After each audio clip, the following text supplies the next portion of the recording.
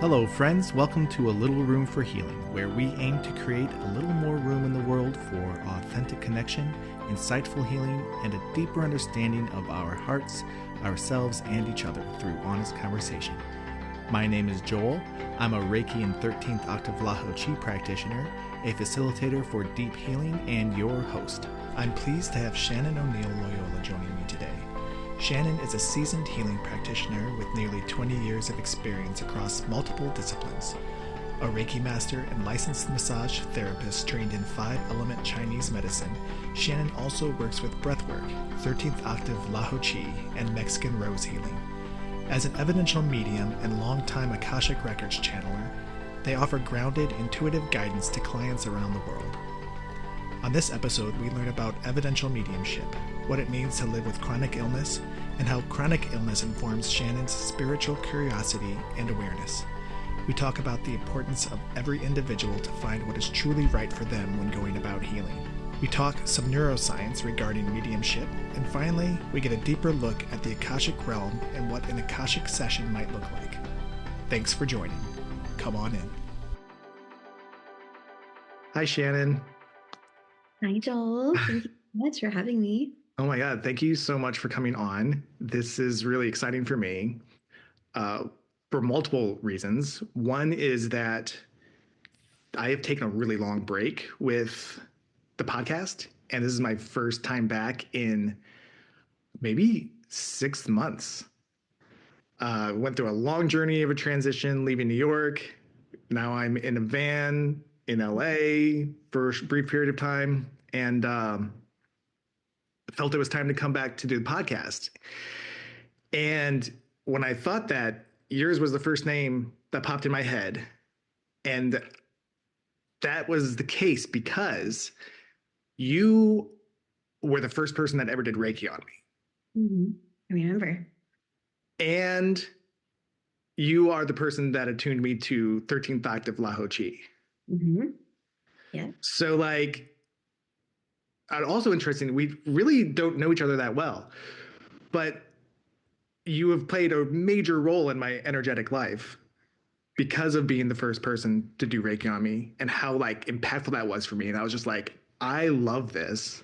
Yeah. And in my head, I knew that day, I was like, someday I'm going to be doing Reiki. Mm-hmm.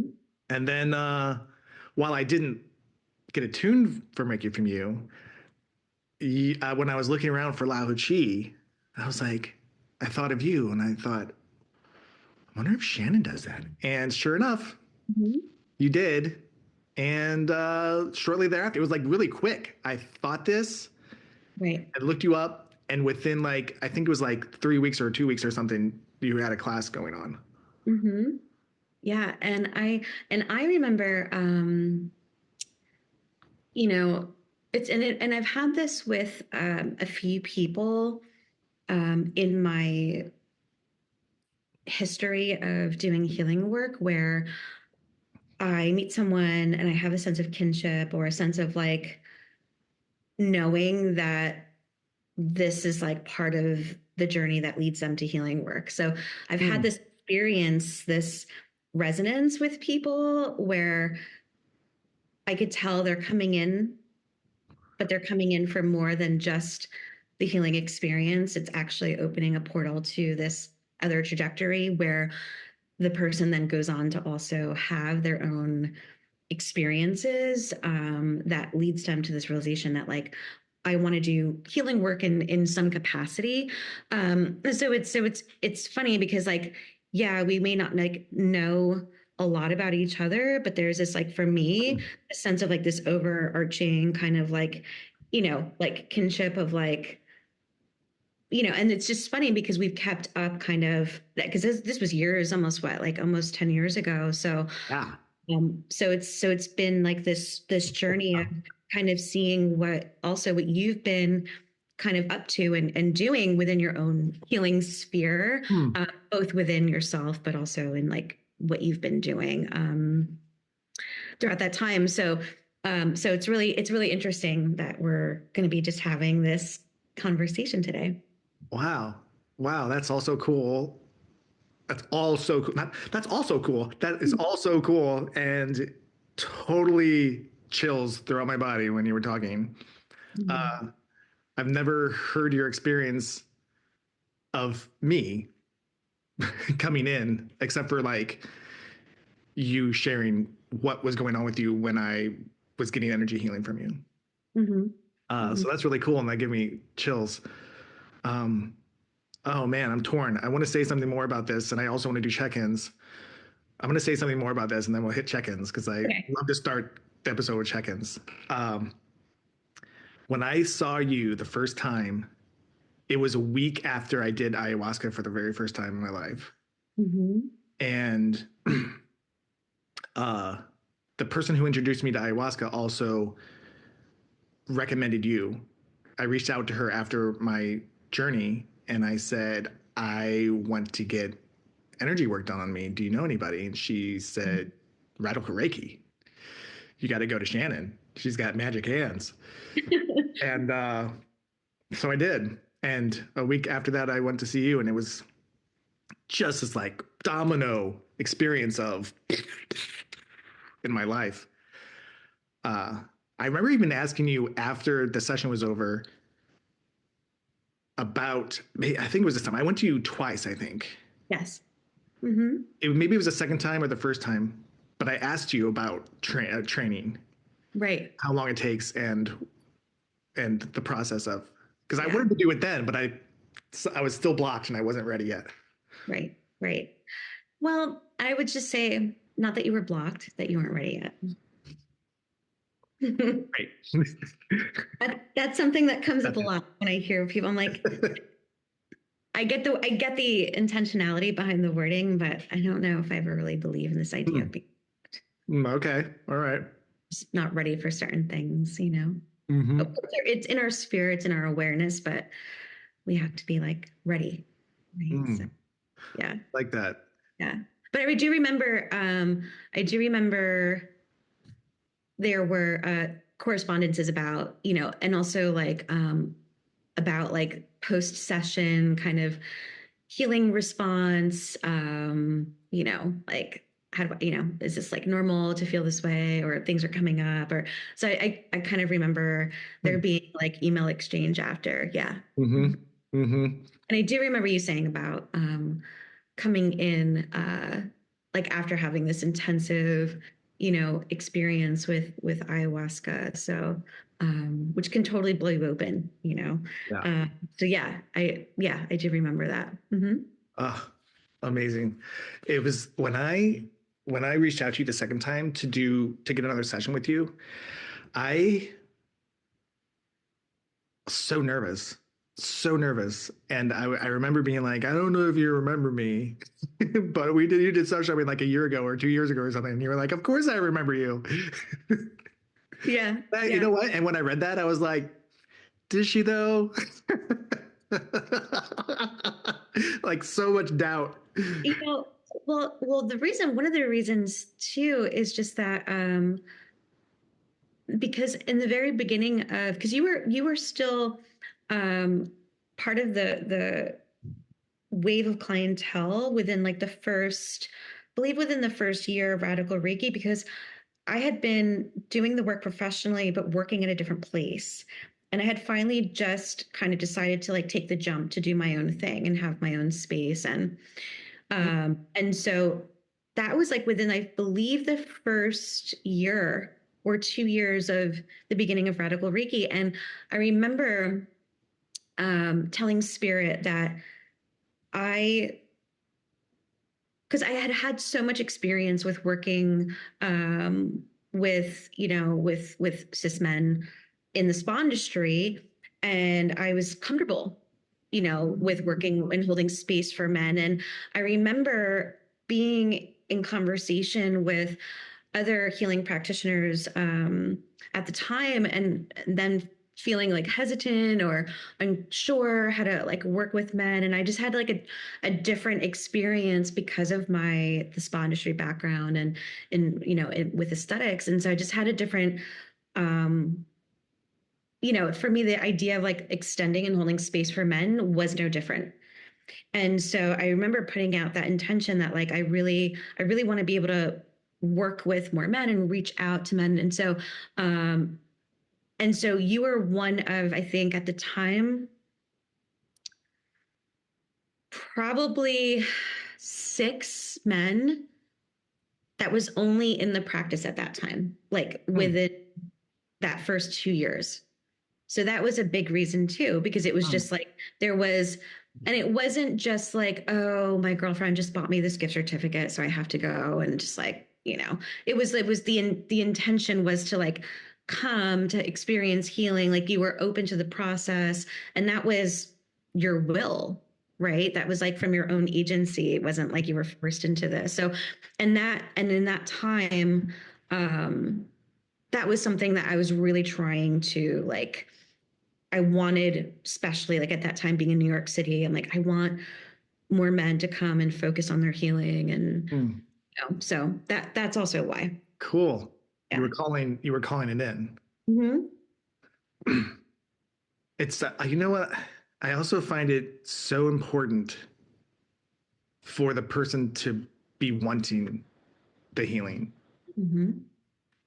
It changes the whole dynamic and experience for them, and for me as well, if I'm working with them. Mm-hmm.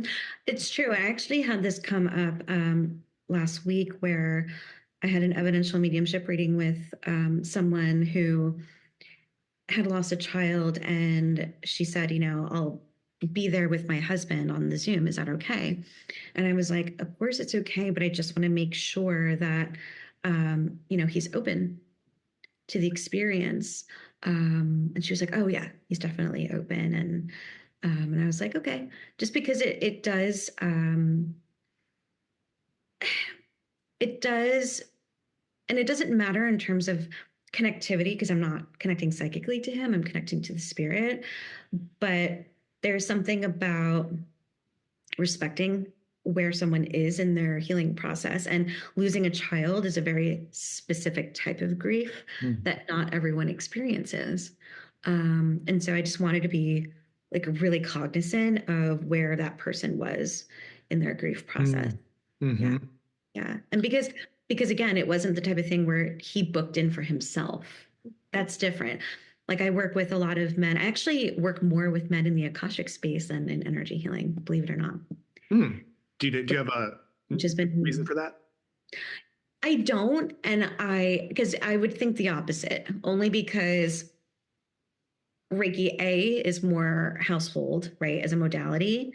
And also B, you're in a receptive mode and more in a relaxed space where you don't have to engage in conversation and get like super intimate in conversation, and really vulnerable. So you would think that would be the case, but it's been really funny because in my experience, it's been the opposite. And that's been actually really beautiful, because I think that more men, there's this collective push, I think for men to want to explore their healing. We just don't hear enough about it. And what we hear so much in like the collective sphere now is so much about like, this red pill, Andrew Tate, like hyper misogyny, all of this kind of, which yes, that exists, but there is such a need and a want. And I am a practitioner that's open to being that, that go between for spirit, for men. It's really important. I actually have in the last year started with one client I've had for a long time, her son. And then from her son, it was like his friends. And these are like 20-something-year-old dudes who are like, kind of exploring and so open, and like it really was like, wow, it really I think it also kind of shifted like my perspective a little bit too, with things, especially like men from a different generation. So it's been really cool. It's been a really interesting perspective, and I think too, just having that like New York City background where you work with like all walks of life. I mean, I remember even one time I had a Hasidic man come in for Mm. energy healing. And he was very open to the experience. The only thing he said, with my religion, he's like, because he had been referred to me, and he was like, and I know that you do hands-on work as well, and or place things in people's hands or crystals or whatever. And he just, just asked me to not, to have any physical contact. And I said, not a problem. Um, so I think too, part of my openness in the sense of like being open to working with like all walks of life comes from just the nature of being, someone who worked in New York. Mm-hmm. So I'm more open, to all ages and different backgrounds. So yeah. Man, a lot of questions have popped up because of what you were all saying. Those those 20 somethings, are they really responsive to the sessions? Yeah. Cool. Yeah. And they have even gone on to look at like their astrological natal charts with tarot, like with like a male practitioner that I'm very close with. And like, I think you would be like, you'd really like, Sean's insights Oh, that's great. astrologically and with the tarot. And yeah, I have another evidential mediumship reading with a man pretty soon coming up in the next 2 weeks. Just him. So I mean, it's been it's been really cool to see. And I just think that which is kind of like the collective energy of things. I think it's important that women are aware of this too. That like men are There are men out there. Yeah. yeah, yeah, who are really wanting to do their work and explore their healing. So yeah, that's why that it was such a remembrance for me. With your session and noticing too how it wasn't just to like experience Reiki, but you had very intentional reasons as to why you wanted to come and what you wanted to work on, which I thought was like, oh, this is advanced. Oh, wow. So that stuck out to me too. That's cool. Because you were able to, from the first session, to articulate what it was you wanted to explore and what you wanted to work on. And I just thought to myself, oh, you weren't just here to have the experience. You came in with a directive. Oh, awesome. That I have to attribute that to a couple years of therapy before I came in to work with you. Yeah. Yeah. So. Yeah. Oh, that's beautiful. Mm-hmm. What can you tell me a little bit about what evidential mediumship is? Sure. Well, evidential mediumship is a specific sector of psychic mediumship that comes from like the spiritualist tradition, which first started in the 1800s in the United States.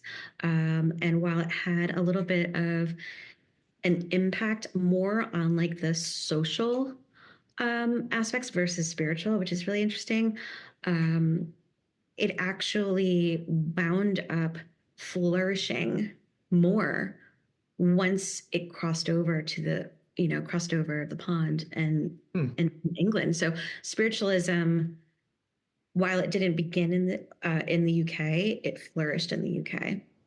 And so evidential mediumship in its origin was really more performative, but it was at the time a way to challenge this very heavily Christian dominated way of understanding life after death. And so it challenged this notion about like, well, what happens when we die? And mediumship evidential mediumship is really just the focus being on, in its origin, right? It was like, well, what kind of information can we get from the spirit that could validate their existence, but also validate like their experience when they were alive as a human? And so, for instance, I give this example a lot with my students. Um, we all could get a beautiful message from a spirit practitioner about, oh, your grandmother's here and she really loves you. And, it's like, well, we would all hope that our grandmothers would say that, right, from the other side. But what's more impactful is information from your grandmother that only you and her would understand. Right. And that's the evidence. That's what makes it more personal in the experience. And before, evidential mediumship was more about proving the idea, right? Or like the concept of life after death. But now most people believe, about 75 to 80%, in the 80s and 90s, and now up to 90%. I mean, it's a huge percentage. Most people believe in life after death in some way, to some degree, right? It doesn't mean that everyone necessarily believes in reincarnation, but everyone does believe in this idea of life after death. And so now it's not so much about proving the spirit exists, but it's more about the dynamic and the relationship and the personality. And so while evidence, yes, is important to establish the link of connection, really the more important part is the information that the spirit brings in about who they were in life, their likes and dislikes, their personality, their vibe, but also bringing up shared memories between, in evidential mediumship or in mediumship, we call a client the sitter.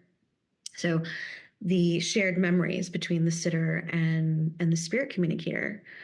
And but then also after death communication. And this is all stuff that I have been working with my mentor. It's like the ways in which evidential mediumship kind of came to be, and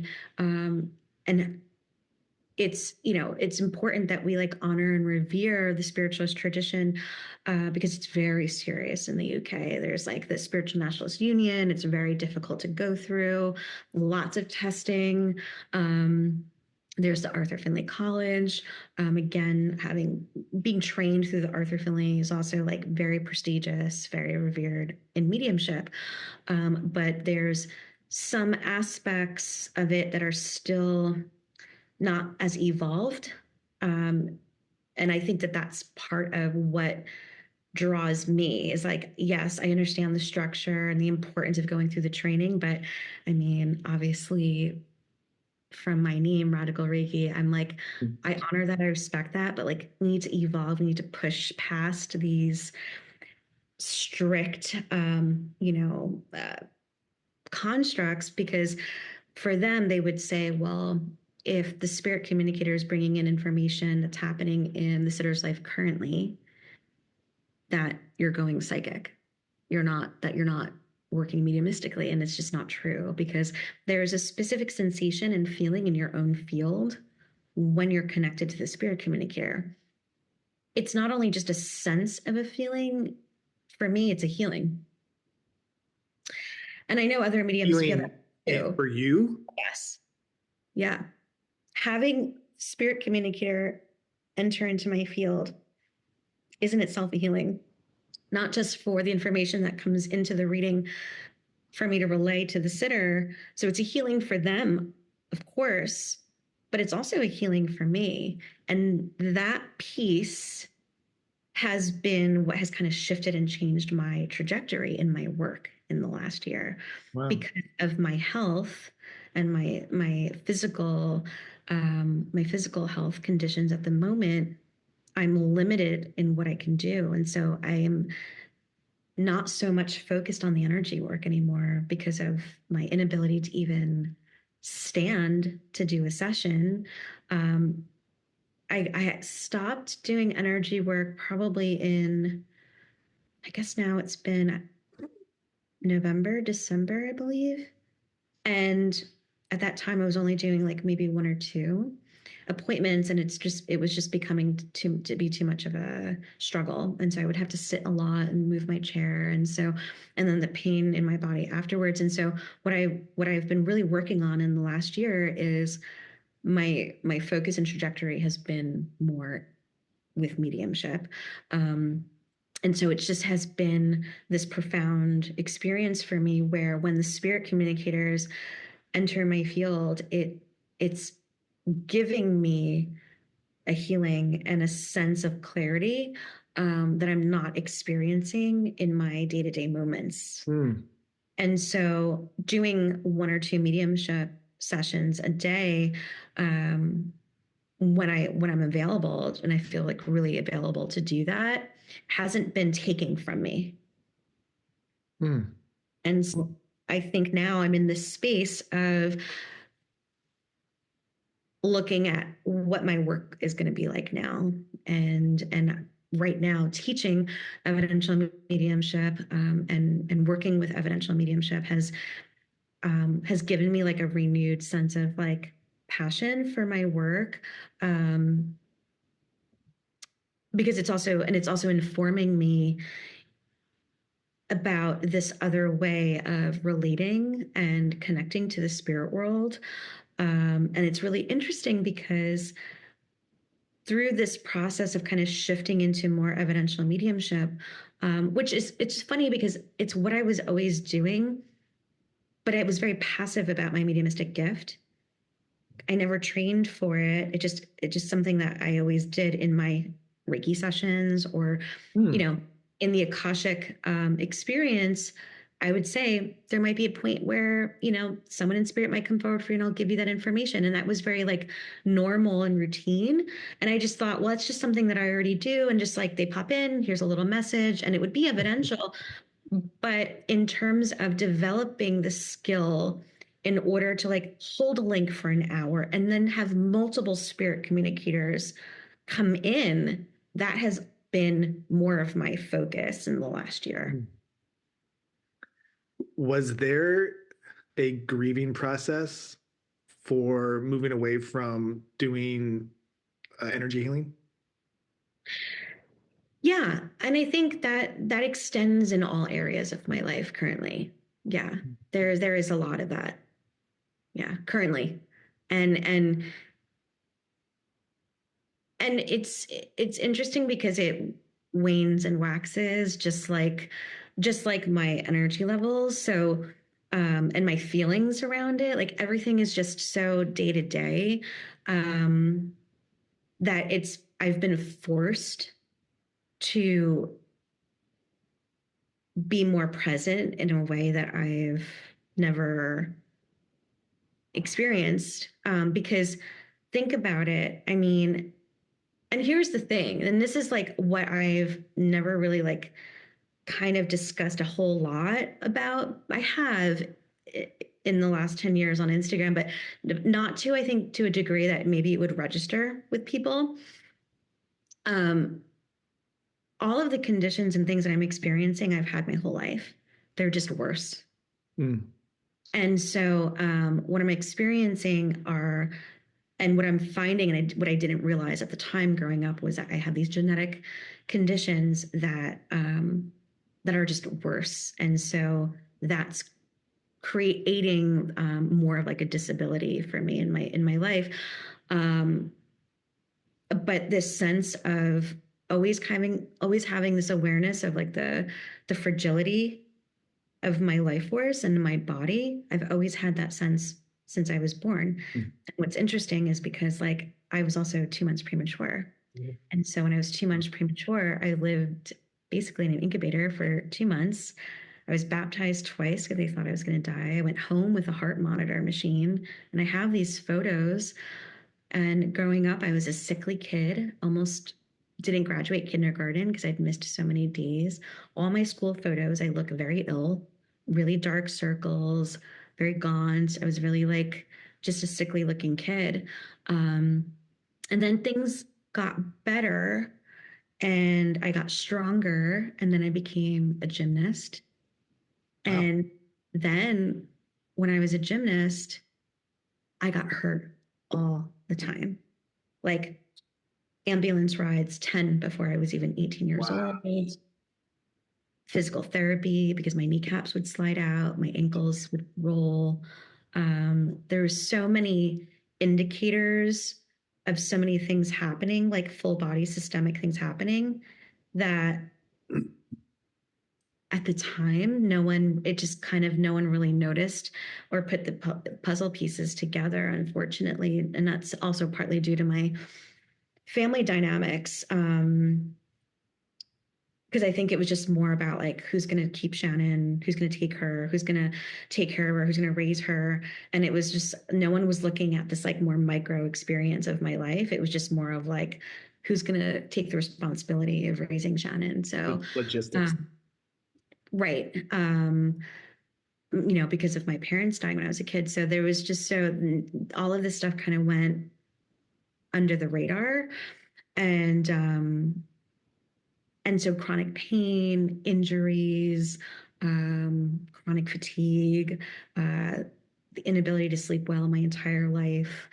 There's just been so much of that. And I think because I've always had to push through so hard, it seemed like I was fine and like able to travel and do this. And, people have this idea that like, oh, so busy. And it's just like, yeah, busy, but doing just normal day-to-day things requires so much mental processing that it's so exhausting. So when you're living your life in a way where you have to be hyper vigilant about every single movement you make, like going down the stairs, if I step wrong, my knee's going to slide out.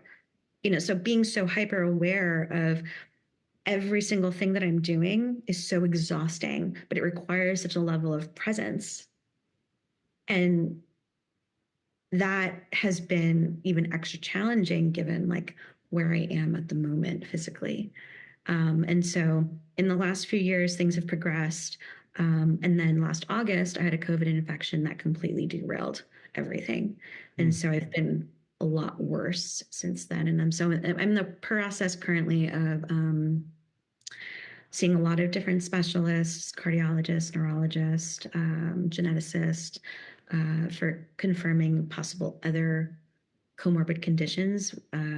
So I have various genetic connective tissue disorders, which what has been really fascinating is kind of like the spiritual symbolism around like connective tissue. Like, what is connective tissue?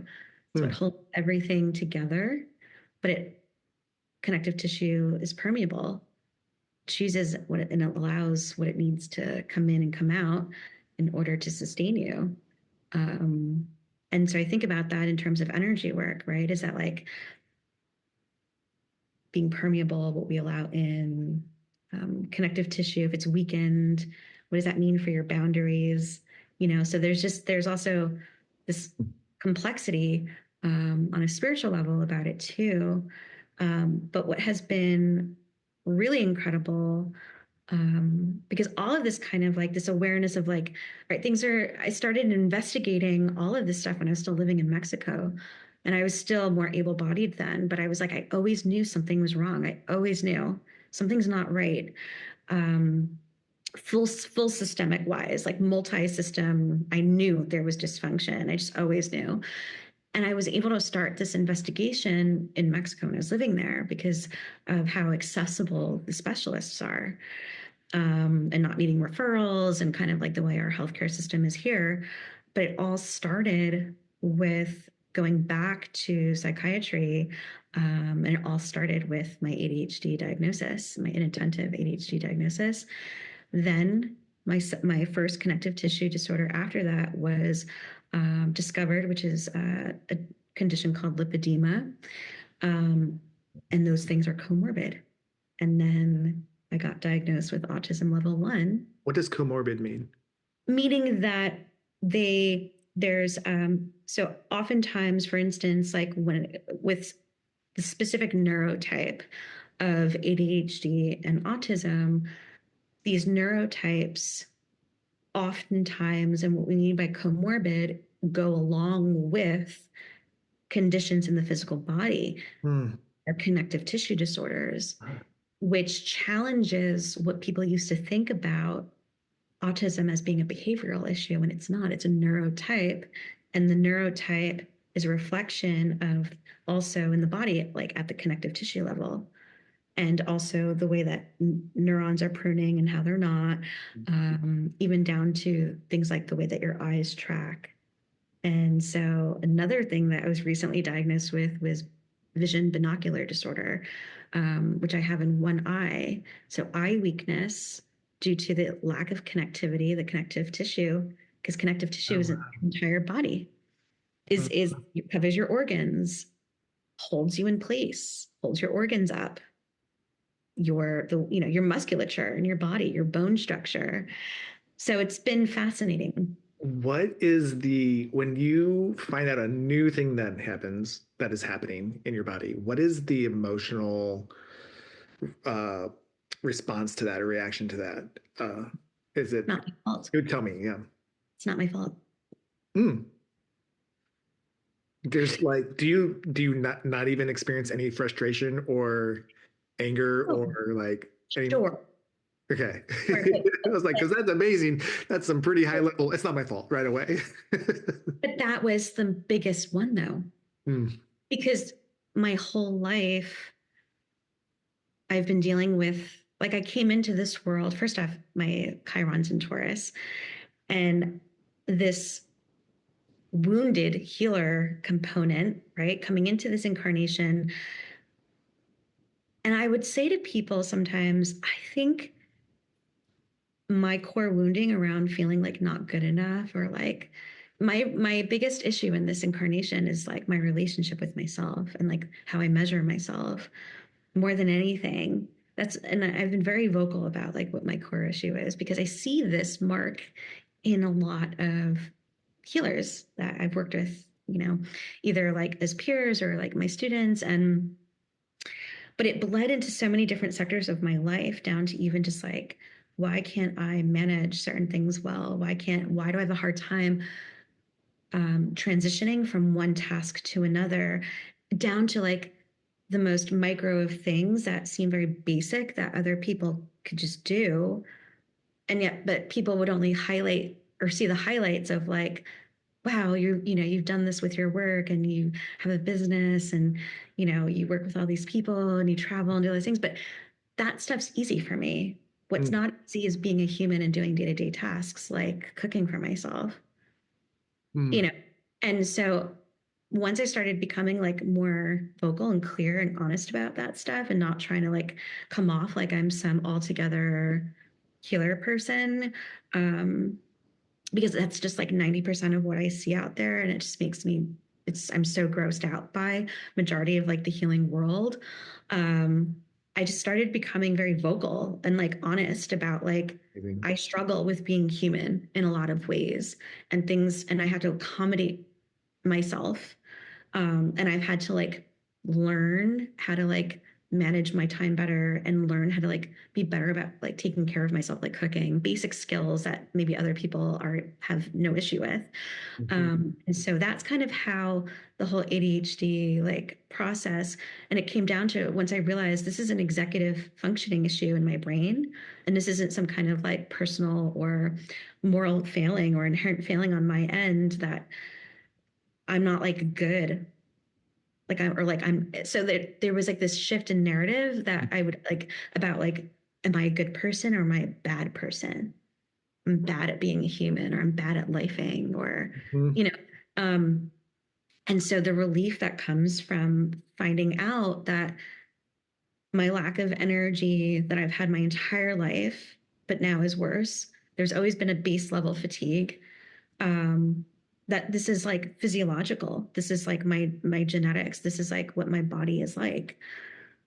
This isn't my fault. That to me has been more um more healing Mm. than dealing with like the anger, the frustration of being limited in my Yeah. ability now to do certain things. Mm. Yeah. Thank you for that. By the way, I really appreciate how vocal you are about how difficult it is to be uh, your existence, your day to day, and the pain you're in. I really, really appreciate it. I love those posts from you or those stories or on Instagram. I really appreciate that from healers, especially. And I totally agree with you. There are so many healers out there that are just like, I have it all figured out. And it gets under my skin too. It drives me crazy. Yeah. Because I think that for me, at least in my experience, when I've been very just like transparent, just about like the difficulties of being human, the messages that I get from people about like, oh my God, thank you so much for saying that, or the amount of people who have reached out to me in the last few years who have said, it is because of what you share in your stories that I've sought out a diagnosis because I've struggled my whole life. And so there's this other like dimension of it where people are like, oh, there's like all these things are like being overdiagnosed. No, it actually is so hard to get a diagnosis, not only to get a diagnosis, but to even get to a level of evaluation in the United States, because of cost, could cost thousands of dollars and be out of your network. The wait lists are so long. And most people, come to find out, neurotypical people don't research for years and take out hours of their day wondering if they are these types of people. And like, maybe I am this neurotype. And it's just like, so to be able to help other people feel validated in their experience and in their biology and in their physiology, and understand that like this isn't a failing on your end, and this is actually a neurotype, and unfortunately we live in a world that doesn't support that.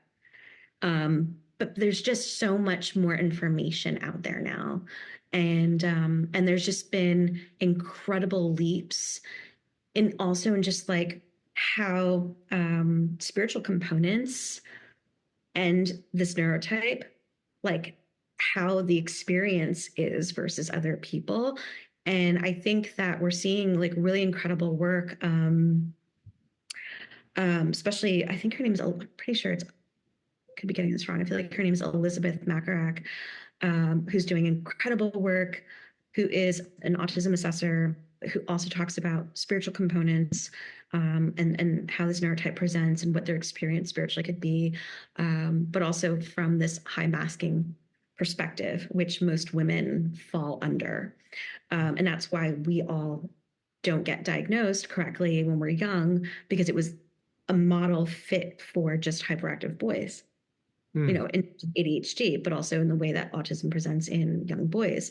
So it's been really like, wow, like important, because none of this stuff is talked enough, especially in our community, because we want a healing story. The spiritual community wants a healing story. And it was just through these foods that I have now healed myself, and I am this version of the self. And that's just not accurate for most people. Yeah. And also most of those people who maybe have those experiences too, and this is an important distinction, they're dealing with autoimmune conditions that aren't necessarily always genetically predisposed. They could be acquired. And so there's a difference. Some people are literally just genetically from day one, these are just how my body is. And that's what my experience is. And it doesn't matter what I eat or what I take supplemental wise. Believe me, because I've tried. My experience now is coming out of feeling as if like I've been gaslit by the spiritual community, especially about like 10 years ago in New York, where, you know, if I could only just heal the trauma of my life, this pain would go away. If only I can lose like 10, 15 more pounds, because this weight that I'm holding is due to trauma. These are all such bullshit things that, from my experience, I can tell you I tried and it doesn't work. And it turns out that like my weight gain as an adult is because of my connective tissue.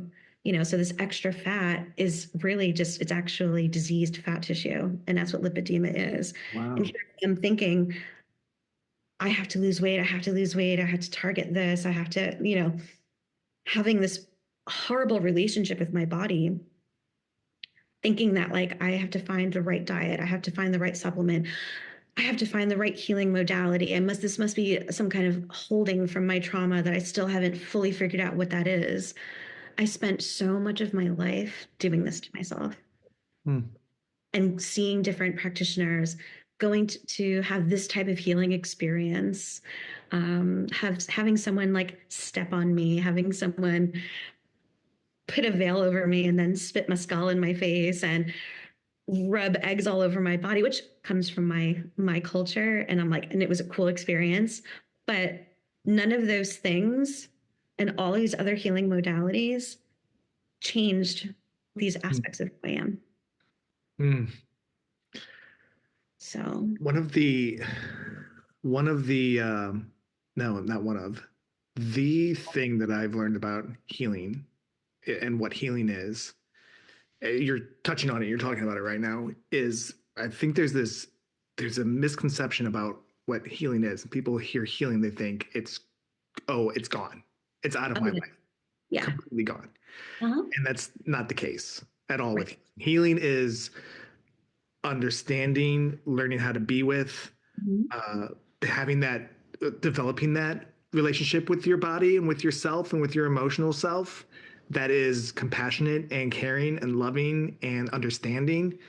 Because these things are not things that, even trauma, like there is trauma and even trauma doesn't go away. Right. But for me, I had such a better time with the trauma in my life, like in that healing trajectory. And I was putting that experience onto my body, like as if my body could reflect that in healing too. Yeah. And I was looking, so that was what my problem was, is that I've worked so hard in my trauma and my emotional development and my connection with spirit. Why isn't that fully translating into my physical form? Yeah. And that was what I was getting wrong, and thinking that, well, because I saw other people doing it, why can't I? I totally hear what you're saying, and I definitely appreciate separating that and saying that it's not like that. It can be said. It is not always lumped in trauma. That it is. There are times when it's separated, and we have to know that. And that's what you're saying, building that relationship with your body. Like I have to go in there and I have to like figure out, is this because of trauma? Is this just because this is how my body is going to be this life? Right. And also just in terms of fatness, like the fat phobia in healing spheres too, I think is also something that like needs to be addressed as well, because like it's, we're still kind of like, oh, this is what this healing practitioner looks like. And they've come to this healed place, and this is what they look like. And if you're a bigger person, already there's this indication of like, well, you're lazy, you're not doing the work, you're not addressing things, you're clearly not healed around something, this part of your life needs, so I also have had that experience in healing spaces where I felt like, oh, wow, like there's like a lack of representation of bigger bodied people. I mean, that's a whole other conversation, along with like lack of, people of color, just like, and I mean, there's so much around that I've come to notice. But for me, with experiencing my condition and having to experience like this big shift in my body, it's I never see myself in healing spaces. And I never see myself represented in healing spaces. And that's a huge reason why I've never associated with myself like with a specific healing center or tried to work a lot in a specific space. When I was working in New York, especially, I had my own space. I barely guested anywhere to do any events because I just never felt represented. Um, you know, and I just never felt like fully comfortable. And I had better experiences, shockingly, in LA because I had my own preconceived ideas about people in LA. You know, as a old school hardcore New Yorker. So yeah, and so I think that's a big reason to why I never felt the need to like let go of like former subcultures because I never felt represented in healing spaces. Um, because it just seems so like, well, if you're in this world now, you have to look this way and you have to talk this way and you have to, you know, listen to this music that's uplifting and da da da. And it's just like, well, what's uplifting? Everyone's different, you know, like I am uplifted actually when I listen to maybe sad music, or it does speak to me in a way that makes me feel alive. And that's not lowering my vibration. Right. And so, and I think that's just a big reason why radical Reiki at the time was so fitting for me. And to a degree, it still is now, but I'm in this process of like feeling like a transformation is coming where that might also look like changing my name too, my business Oh, name. wow. Yeah. Wow. Mhm. Cool. Yeah. I'm so interested in how that may play out and what comes out. Right. And I think, and you know, and it's just, there's still going to be elements of that still because I'm very vocal about like, I'm so against like the purity culture in you know, in spirituality. It's like a lot of this stuff is just like repackaged Christianity. Mm. And, you know, I'm just like, yeah, guess what? I take Ritalin because it helps me actually. Like my executive function is better. And one of the biggest things for me too was that like when my brain is in a better place, I'm like more present with the people that I'm with. Mm-hmm. And in a way that I didn't realize I could be. Mm. Oh. So that shifted my relationship with the people in my life too. Because I could take in and see them in a way that I wasn't able to before, Mm. whether it was distraction or overstimulation from sensory issues. Uh, all of that stuff, the noise kind of turned down. And so I'm not so fixated on what's around the person I'm with, and I'm more fixated on the person. Is that that's from taking Ritalin? Yeah. I tell people, so this is actually a really funny story. A friend of a friend of mine, when I was working in Portland a few years ago, was like, hey, so I have 13 uh, she's like, I have a leftover prescription for, and it wasn't for Vyvanse, it was for Adderall. And she was like, I know you have ADHD. If you want them, I'll give them to you. I don't know if the milligram dosage is going to work for you, but I'll just give them to you. And I was like, okay. And I looked at it and I was like, oh, these should work. And I had heard this from other people in the community, but I just was like, it's either going to be like really great and I'm going to be bummed because I can't get it at the time I was still living in Mexico. I'm like, and there you can only use Ritalin. They don't have Adderall or Vyvanse. And so I remember the day came, I was like, okay, I'm going to try it. And I had never felt more peace in my entire life. Like even thinking about it, I could cry. It was one of the most like incredible experiences for my brain and my body and my awareness. Um, and I was like, my God, I have to work so hard to even get to like a fraction of that experience from my personal practices or meditation or breath work, or like the fact that that could be a baseline for people just blew me away. And it made me realize how important this is, you know. And a long time ago, I remember suffering so much from certain pain. And I remember opening my Akashic records, and spirit was just like, take the damn Advil. Just take the Advil. Like, why do you think you have to, like, why, what are you suffering for? Life is not meant to be all suffering. It was someone's will, and it was someone's agency and someone's part of their Akashic experience and plan to like create the Advil. So just take it. It's here for a reason. Someone made it for a reason. And that, even like that's such a subtle message, like such a, you know, mundane kind of a message in a way, but it was profound for me. And that was years ago. Mm-hmm. And from there, it's gotten me to here. Because if you would have told me like 10 years ago that I'd be back on a pharmaceutical, I would have been like, no, because I was still caught up in like the purity culture. You know, I tried to go vegan for a while, and that made me so sick. So, I mean, there was just so many of those things that, because I bought into it in a way.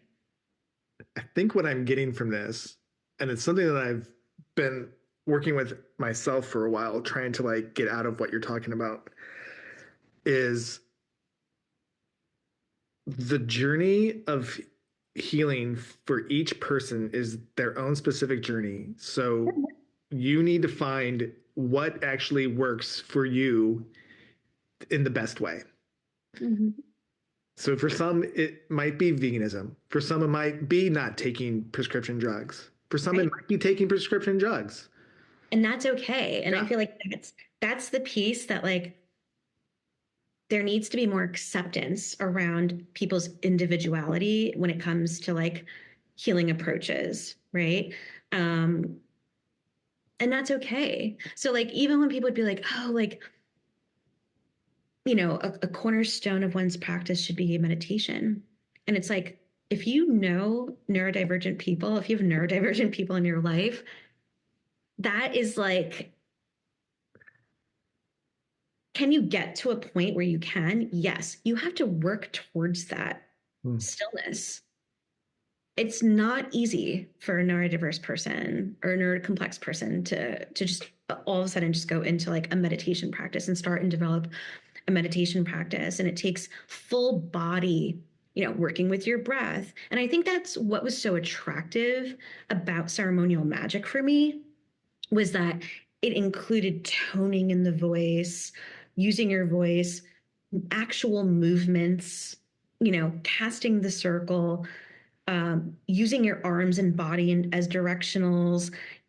And it was like, oh, this is more interactive, and my brain enjoys that.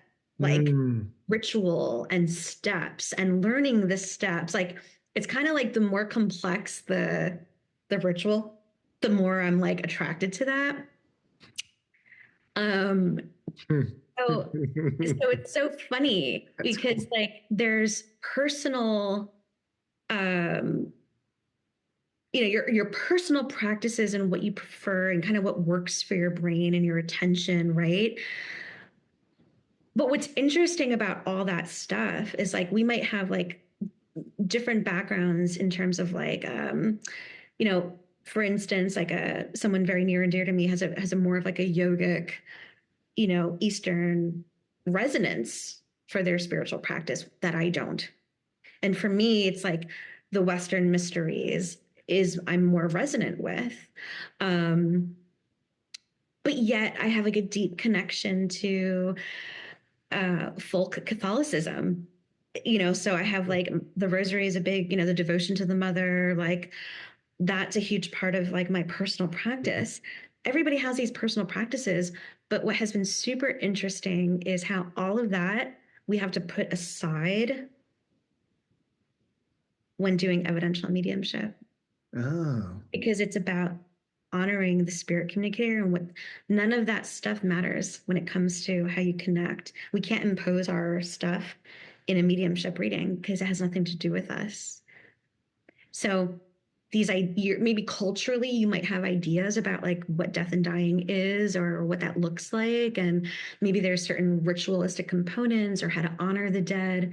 And in evidential mediumship, none of that translates over there in that way. It's really getting yourself out of the way to, what is it? Is it communicate, channel what that spirit's experience was? Right.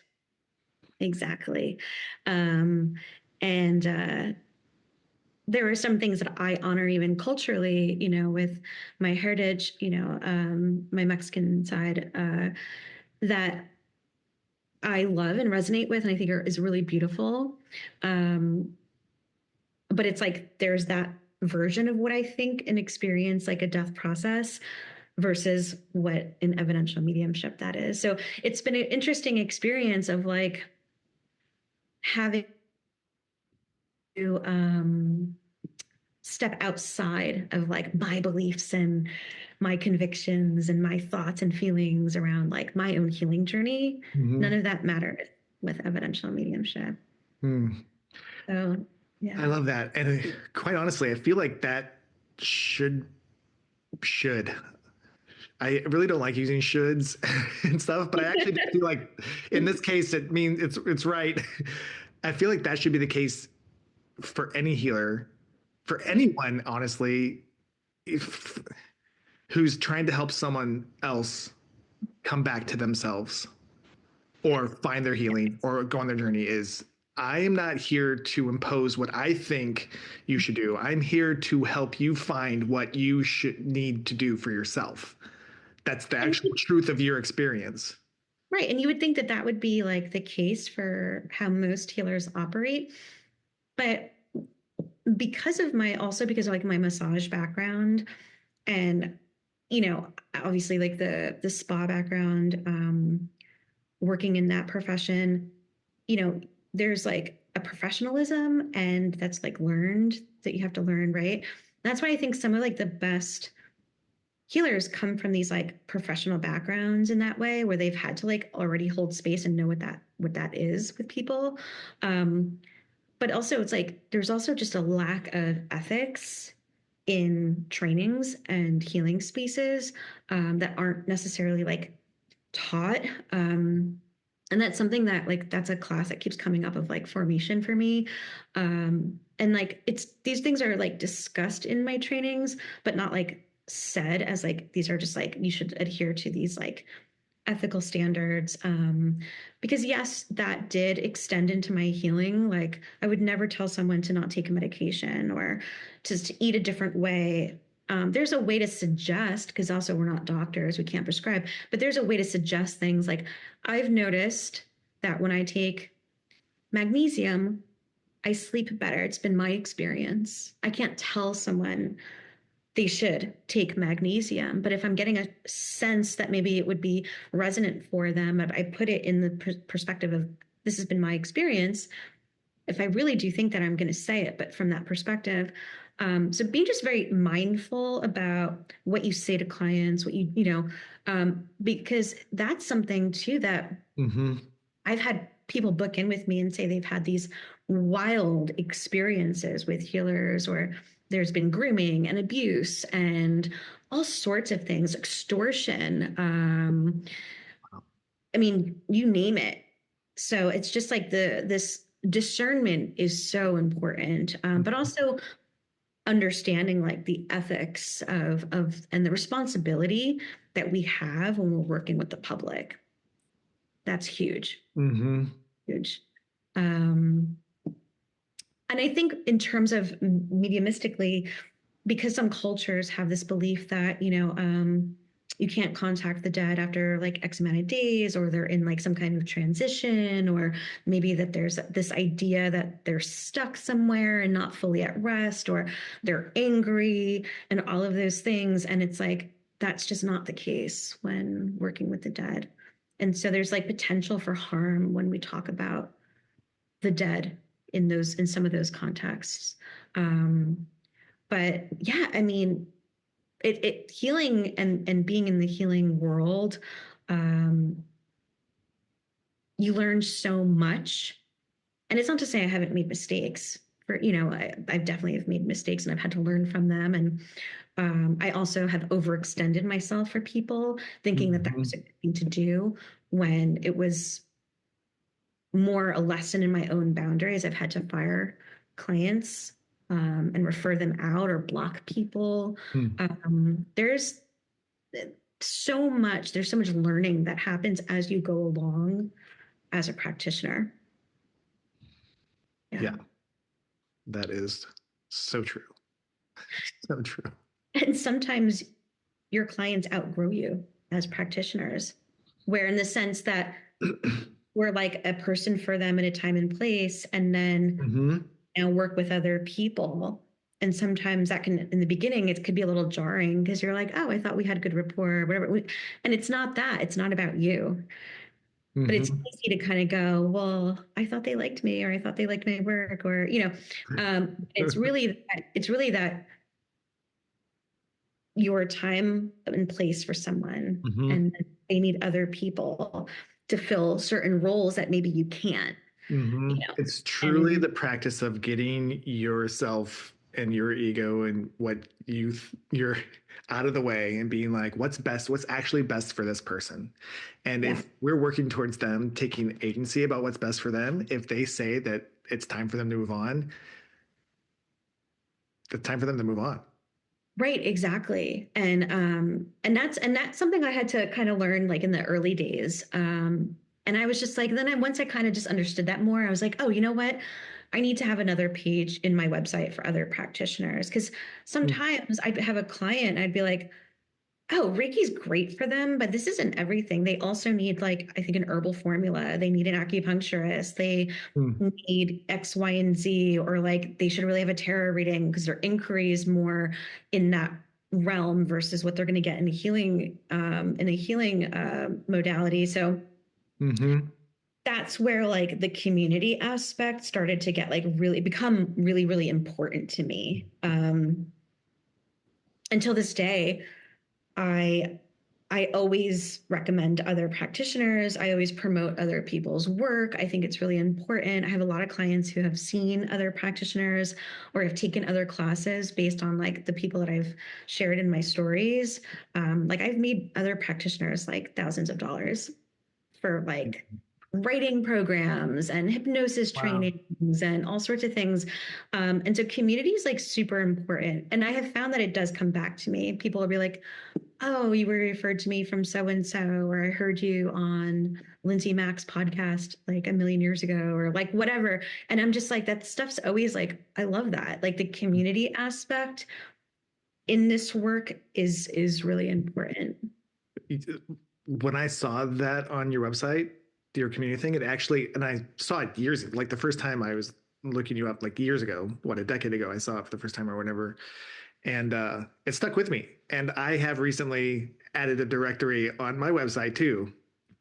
That's building and growing a community of people that I really feel strongly about, that are healing and working from a heart space, an authentic space of like really wanting to help the person find their way. Yeah. I think it's so important. And for me too, a lot of the people that I've promoted or have referred people out to are people that I have personally have experienced work, as well.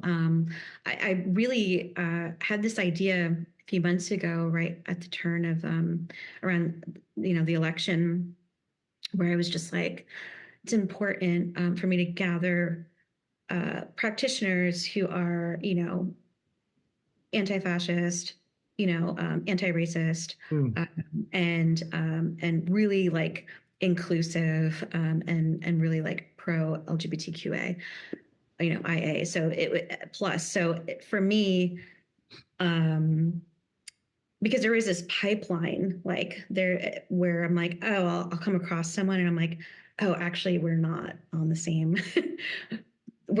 We might be in this healing sphere, but we're definitely on opposite ends of the spectrum. And I think it's so important as things change at a certain level of our government, it's important that people feel safe and safe with their practitioners, and that is very, very important to me. Because I do work with a lot of trans people. I work with a lot of, I also work with neurocomplex people. I work with, brown people, Black people. I work with all people. And so it's really important that everyone feels included. And while I won't be able to vouch personally with every person, my goal is to create like a directory for people, and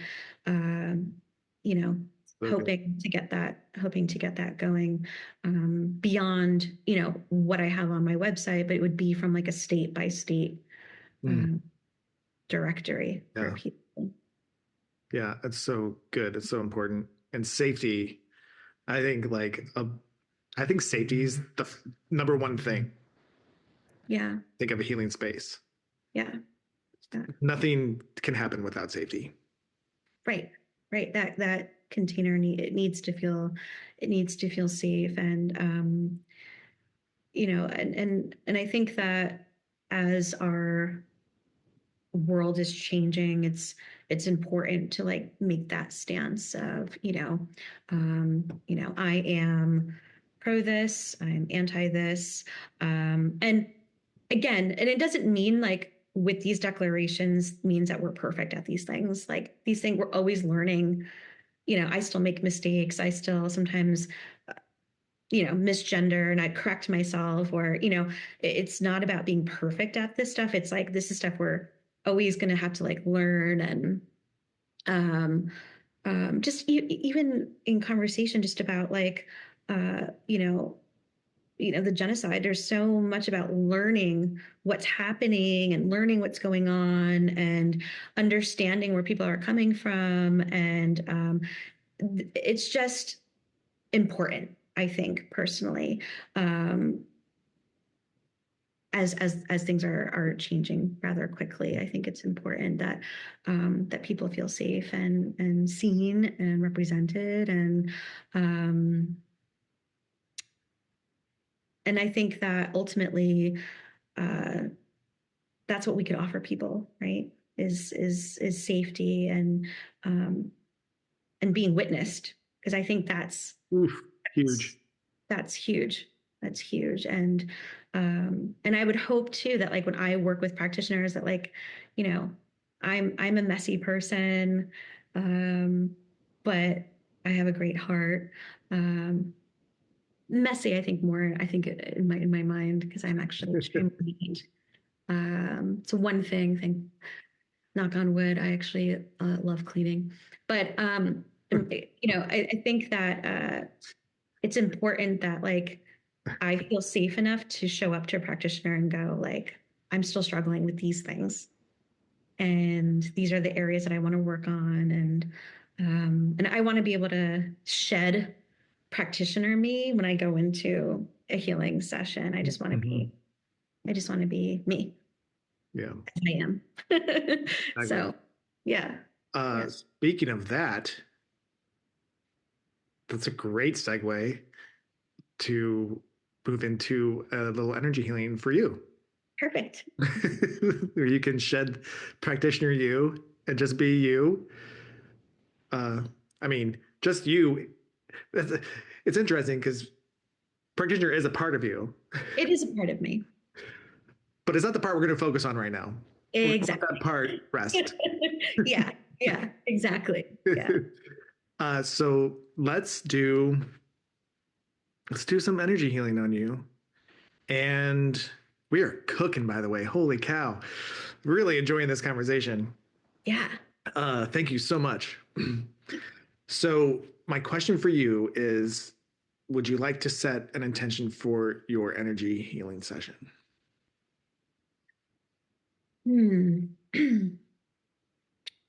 Oh, it's the time of day where the rainbows are coming in. So I just looked at it. And I think because of that, wait a minute. Are you doing 13th octave? I was gonna do Reiki, but do you have a desire for 13th octave? I'll let you. I was just curious. I was just wondering Why did you ask that? I'm curious. because it made me think the rainbow.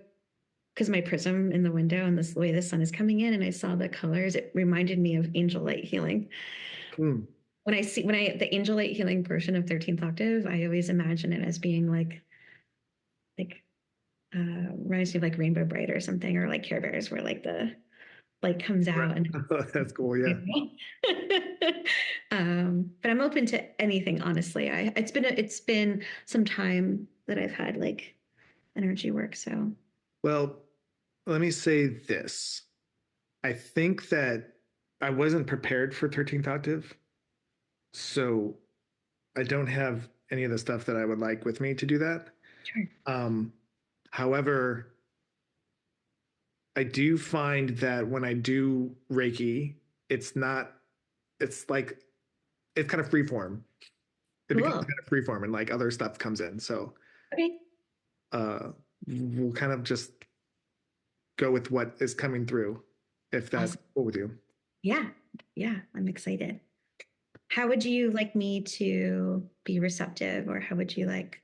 I would say whatever is most comfortable for you. Like if you want to continue sitting, go for it. If you want to lay down, you're welcome to do so. Okay. Uh, Now is this part of it?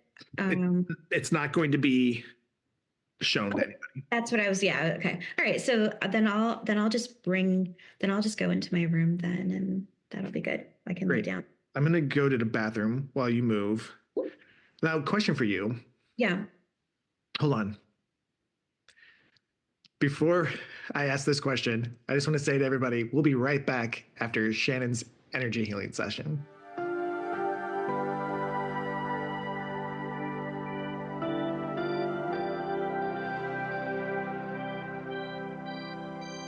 And we are back from Shannon's energy healing session. And I want to say that we never actually did check-ins in the beginning. So I'll consider this our check-in as we talk about what the experience was like, and whatever feels good to share was most welcome. And anything you want to keep to yourself, please do. Um, there is there's always like this level of awareness, that this depth of awareness, like within myself and in my body, and whether or not you want to call that like groundedness, that I'm very much reminded of. It's something that I think as a practitioner you also tap into and feel as you're working, but it's just different to be the receiver. And typically I try to be a receiver, and I try to get healing work pretty regularly, but lately I just haven't been able to, because I'm not working as much. So I have to be more aware of my finances at the moment, and so I haven't been able to tap in to the receiving, and so it's so nice to be in that space, to be aware of it, to be feeling it. And there's also like this like ecstatic bliss that comes from um, receiving healing too. That's really beautiful, that sometimes I forget that layer of it too. And so I'm reminded of that in this moment, because I'm feeling super blissed out right now.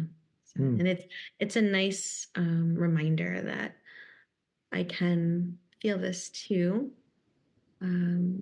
while also navigating, challenges and pain, deficits, especially in my mobility. One thing that I always have like a base level of pain, like pretty much always. that I just live with and just function with, and you would never know because that's just like my reality. And right in this moment, I am not feeling like neck pain or shoulder or hip or back, because I have 4 herniations. I have tears and bulging discs in my neck and my lumbar spine. Wow. Even just sitting or holding my head up or having my neck hold my head up sometimes is painful. Just and right now I'm not feeling that, and so I'm very grateful, very happy about that. Awesome. Yeah.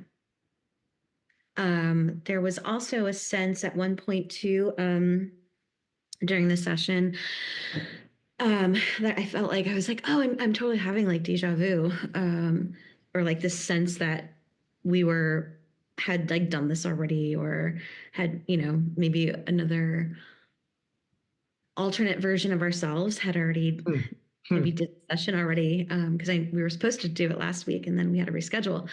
So that was really interesting to kind of get that like sense feeling that like that we've already done this before.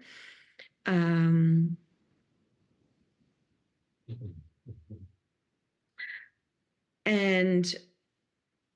what's also was really potent and noticeable for me too were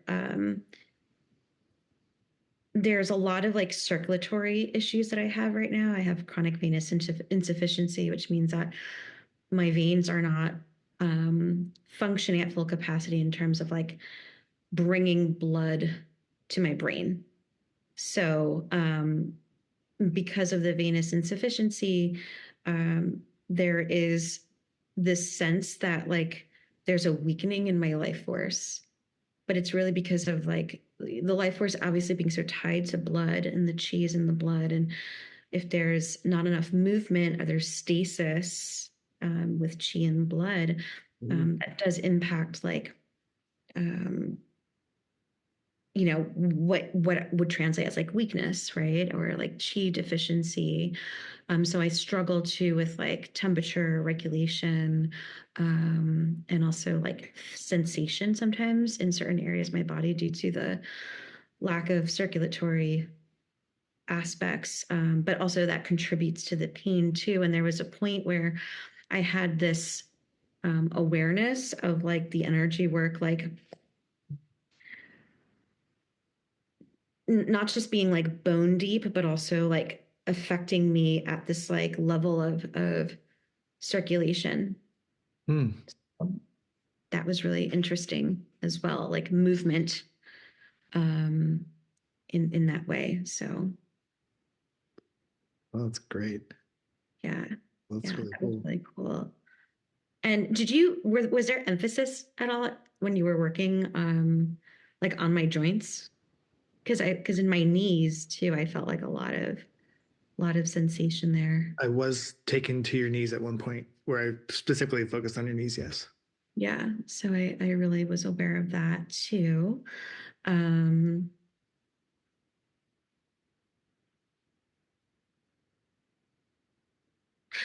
I also notice a calmness in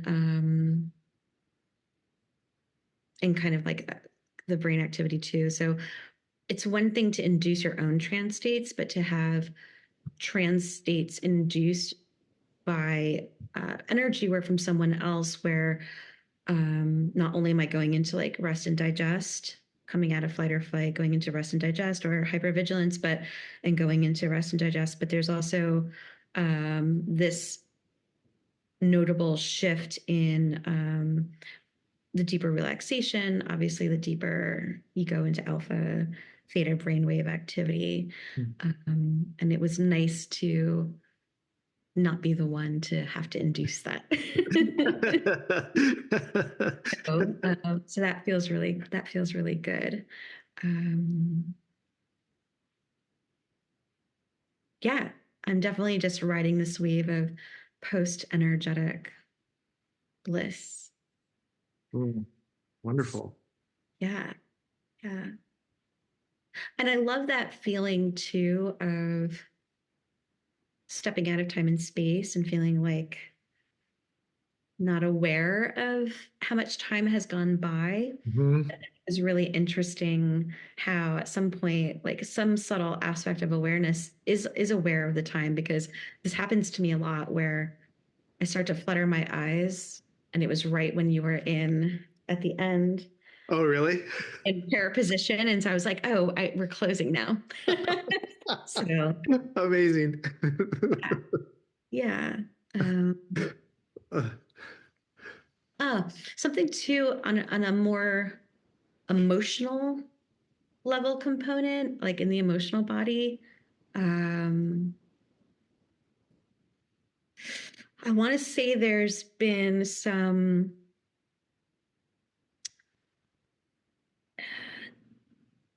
I've been kind of, and maybe it's also like the collective astrology, coming out of like Venus retrograde, Mercury retrograde. I kind of was like oscillating a lot between like nostalgia and and also feeling like a little hopeless, struggling with like my sense of hope, or that feeling distant from me a little bit. And right now, I feel like at one point in the session, my heart was able to just like grab it and pull it in, because I'm feeling um, that feeling and sensation of like, oh, like I am hopeful, or there is like a spark that I can hold on to of Mm. potentiality when it comes to feeling hopeful. Oh, So I love that. yeah, yeah. And I think acknowledging too that like some of the nostalgia or lack of hope, when I like look at it more deeply now from the perspective of where I am post session, I think I could really like sit and admit that like, oh, I was experiencing like pretty profound sadness, Mm. or I have been kind of moving through and cycling like some deep sadness and maybe grief. Um, about like where I thought maybe I'd be in my life, like in my body, or like, or holding the space of sometimes things don't actually get better, and having to accept that that might be a real possibility too, and having to like transform my being to what could be something else, right? So, and that could still very much be the case, but there's still this level of hope that feels like closer to me at this moment than it felt before our session. Mm. Mm. So, Thank you for sharing all of that. mm-hmm. Uh, I often on the podcast share my experience of the session two, if you are interested in hearing. Oh, very much so. Yes, please. Uh, First, I have to say there was in the beginning for me, and then little spats throughout. There was a lot of I had to work a lot with my ego in this one, uh, because there's like, oh, she's the first person that did Reiki on me, and then she taught me Lao Chi, and like, so I was like, gotta do it right, like there was a bit of that I had to like process and move and like lovingly move aside Mm-hmm. and really, really focus on connecting to source and also to your spirit and what both of those were saying to like lead me to where and what wanted to happen. So that was like the initial work that I had to do. And then when I finally moved into really being able to focus on you, there was a part of me that was like, I was like, the Joel part was like, go to certain parts of her body and work on it. And the message was not that at all. The message was there is a really big energy field that you carry. And I was just in the space of witnessing that and seeing that and uh, holding it. And uh, of course, those words weren't exactly what I was like. I was like, show me what you want. And it was just to be witnessed and held and uh, honored. And so I spent a good amount of time in this. It was like a light show of like white, and then like it would get really bright white, and then it would go into this really sweet bluish green, kind of like Caribbean Sea light. And I was just with that. And then I was taken to your arms, and I started doing this energetic squeegee down your arms. And as I was doing it, I started getting emotional. I started crying. And the sense that was in me was, oh, are this is she used to do a lot of hands-on work and her energy work through her hands, and this hasn't been happening lately, and it's kind of shifting, and like it just felt like there was moving sadness out of it or through it. And that it was really beautiful. Um, and then I went down to your knees and just gave them some love. Um, oh, and this is really cool. Then Angels of Light did come into play and went back to this energy space above you. Really beautiful energy you have. It's amazing to be with. And we were Angels of Light were working on it, and it just got really, really, really big. And then it went, and then it like all collapsed into this triangle, this like amazingly, it's like golden in the middle, and I don't even know what the color was on the outside of it. Triangle. And it was like your power source. And we just went in there and it was like, and came out of that and laid this at the end as everything was like calming down, laid this energetic blanket over you, and it just absorbed into you. And I did like 3 or 4 times. Yeah, for I don't know what I mean. I can't even interpret what it was for, but that's what happened, and it was quite a journey. I really enjoyed it.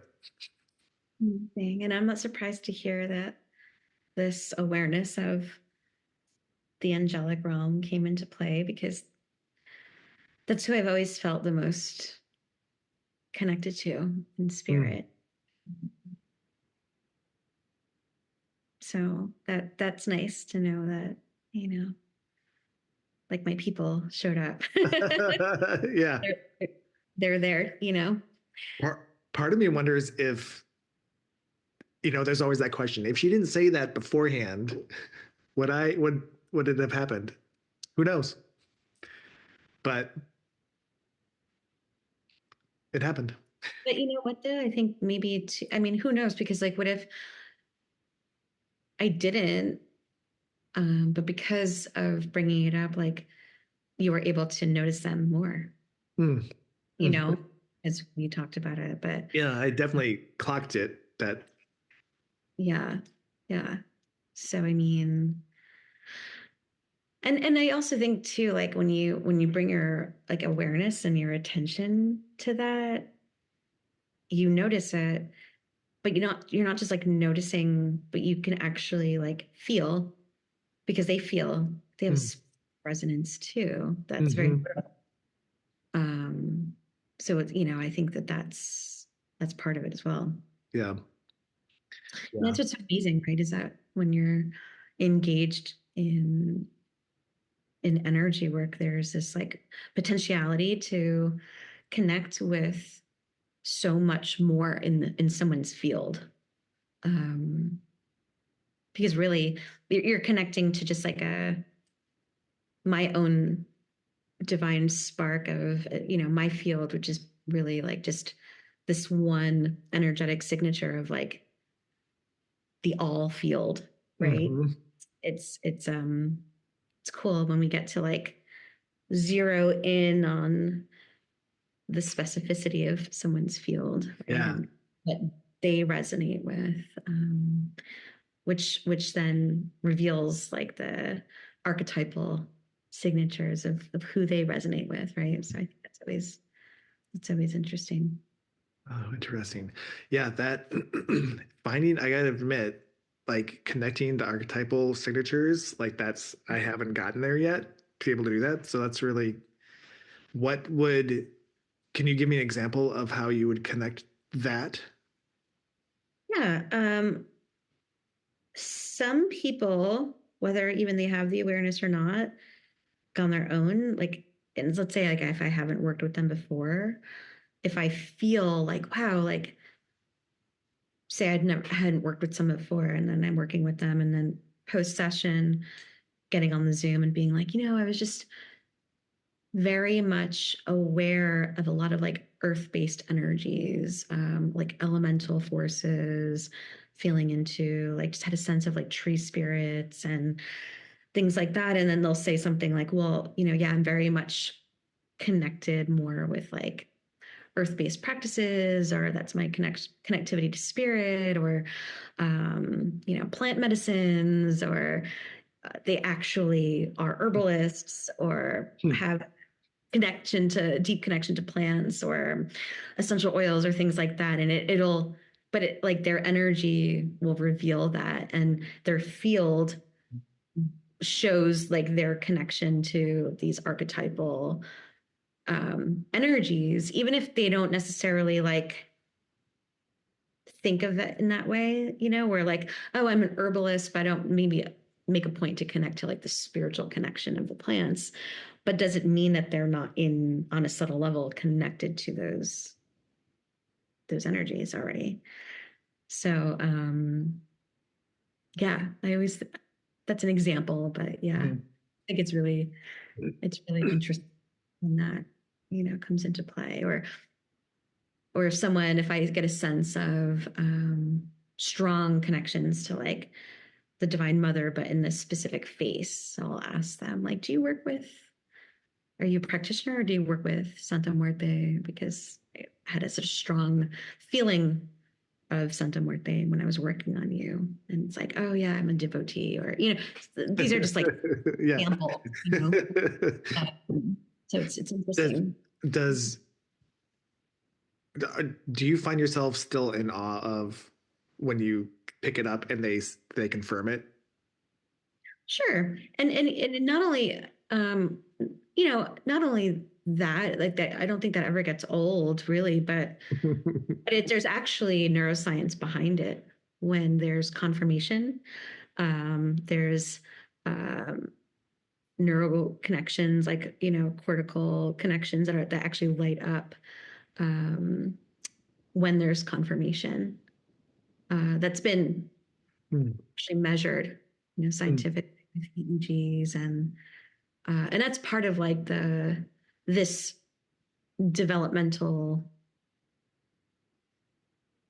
shift in trajectory when it comes to like the origins of like evidential mediumship to now, where we're able to like, there's parapsychologists and neuroscientists who are actually like measuring states of consciousness of mediums when they're engaged in evidential mediumship, and what parts of the brain are doing what when they're either like just thinking of a person, reading a biography of a person, and then actually engaging in spirit communication, and what's happening at those different moments in the brain. So when someone gets a confirmation too, it's strengthening that part of the brain, those neurons that are like, yes, we're doing evidential mediumship. Yes, the evidence is being confirmed. It's strengthening that component, that link. So it's confirming that when we engage in a specific practice, that part of the brain becomes more developed. And so it's not about meditation, sitting in the power, or doing all these types of things to prepare yourself to do energy work or to prepare yourself to do mediumship. It's the actual act of doing the practice itself that strengthens the brain, and how spirit interfaces with our bodies is through the brain and through the nervous system. More and more we're finding. So and that's right, like our senses and everything is tied into our brain. And so the more and more that that's confirmed, it just goes to show that these things can be measured. And so like when you're saying like, does it get old? No, because that part of the brain goes, oh, we're reinforcing that this is real and that this is what we're doing. And so I always tell my students, and even when it comes to Reiki at a Reiki level 1 stage, when people are like, oh, I don't know, I don't want to practice, I'm just a Reiki level 1. It's like, you have to practice from the beginning. That's how you develop your sense, you develop your level of sensitivity. It's through practice is the only way. That's it. You know, the more you do something, the more you develop it, right? It's the same thing as like, obviously learning to drive, riding a bike, awkward at it first, I'm scared, all these things. And then eventually you just start doing it. It just becomes second nature. It's an extension of who you are. And that's why I think we should always see these types of modalities as just being, over time, just extensions of who we are. So question about evidential. Why do I always preface a question with, I have a question. I just noticed that. Like, I do that often. Evidential mediumship, is that something that anybody can do, or is there like a prerequisite to be able to do that? Mediumship in general, emphasis on the evidential, because, you know, because that's how we know for sure. Like, you know, for instance, if you were like, these are things about my father that are specific to my father, and let's say your father died young, and I said, well, all right, and I don't know that. I'm sensing a spirit communicator coming through. He feels like a man who may have died before his time, meaning that he was not elderly. Would you understand that? And if that was the first thing I said to you without ever working with you, and I'm like, the spirit communicator is coming through as a fatherly energy, died before his time, and your father has passed, and he died in his 40s, maybe in a car accident before his time. That would be like the first. And you said, if you can confirm that, and you said yes, that confirms that I'm for sure in the link working with that spirit communicator. That's your father. So I made the link. Now, what else can come in about him? His personality, maybe his job or his interest, shared memories. Oh, that time that we did this, we went on the vacation and this funny thing happened, you know, and you're like, yeah, that's my dad. That's what happened. Once we've established those things and we know for sure we're with your dad, then there's room for more things that can come in. Maybe some guidance on things in your life, or just, hey, your dad just wants to congratulate you on finishing school, because I know that your gap was really hard, but you were able to do it. So that's why the evidence is important, because it's specific to your life. It's specific to that spirit communicator that you loved a lot. So the evidence is important, yes, to make the connection, and it's more personable. But I think the mediumship is important, because not only once we've established that we're definitely with that spirit communicator, there's so much more room for them to communicate things at their level of consciousness, which I have been now experiencing, and I've been calling this now. We're not just doing evidential mediumship, but now once we've established that information, and they're like, cool, we've talked about what I did in this lifetime. They're no longer that person anymore. They now want to talk about who they are and where they are at a level of consciousness. It's starting to now become Akashic mediumship. Mm. And so, yeah, is evidential mediumship a skill set that anyone can develop? Yes. Why? Because whatever we bring our intention and attention to, which is something that my mentor Marie has taught me, that's something that we develop. It's a skill set, and because we're human, living we're human beings, but we all come from the same divine source. Yeah, mediumship is something you can have a propensity towards, maybe like you were born with some of that, like I was, but I wasn't as developed as I am now. I had to like make the intention to do that and take classes, and it's a skill that you build Mm-hmm. just like any other skill. And so for instance, I have students on the very first day of day one of intro to mediumship, they're connecting to a spirit communicator and bringing in evidence on day one, and they've never been able to connect, at least Wow. awareness, before. Mm-hmm. In the beginning, is it things like I'm seeing glasses and maybe they were like smaller in stature, and like, I saw a soccer ball flying in the air and they were a soccer player in life. These are small little pieces of evidence, but it's so significant to who that person was. It's evident. And they might seem like mundane things, but that's what it is in the very beginning. You're just getting these little bits of information because your brain is developing this skill. And then over time, it gets more advanced. And then you can then ask questions to the spirit communicator and have things answered. So I had someone recently, a long time client. We're almost done, and I was like, "Is there anything you would like me to pose to your grandmother?" And she was just like, "I don't know. I don't know. I think we've covered everything." And I was just like, "Well, how about for fun, for me?" I was like, have me ask her a question that you already know the answer to. And she was like, okay. She was like, ask my grandmother what my aunt now has of hers. And I was like, okay. So I go back to the spirit communicator and I'm just like, okay, what is it that now my client's aunt now has of, yours? And she showed me these butterflies, these that were like tin decorative pieces that were like affixed to the outside of her house. It was just like decorations.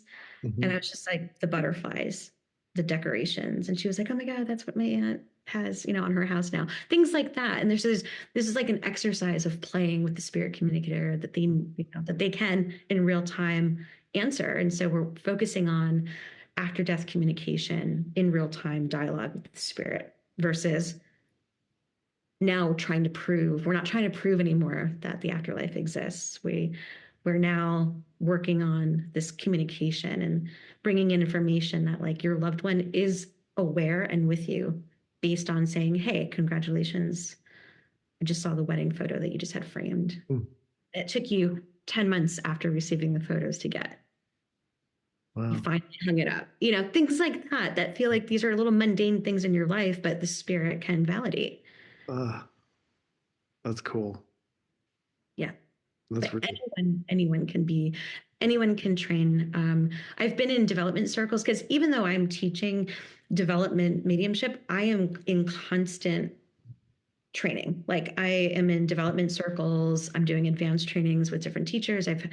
This is just like what I do because of my health, I spend so much time at home. This is just like what I'm doing as part of, because I love the work and I'm obsessed with it. And that's just kind of how I approach all things that I'm very much into. Special interest. Like I love it and I want to develop it and I want to keep going. And so I'm teaching, but I'm still actively training and I'm still actively trying to push my skill. And it's something that anyone can do. And I have students who have not even been doing evidential mediumship for 6 months, and they're already doing practice sessions with sitters like outside of their classmates, and doing like what we call demonstration in mediumship, where two students are linking to the same spirit communicator and giving information in front of the class.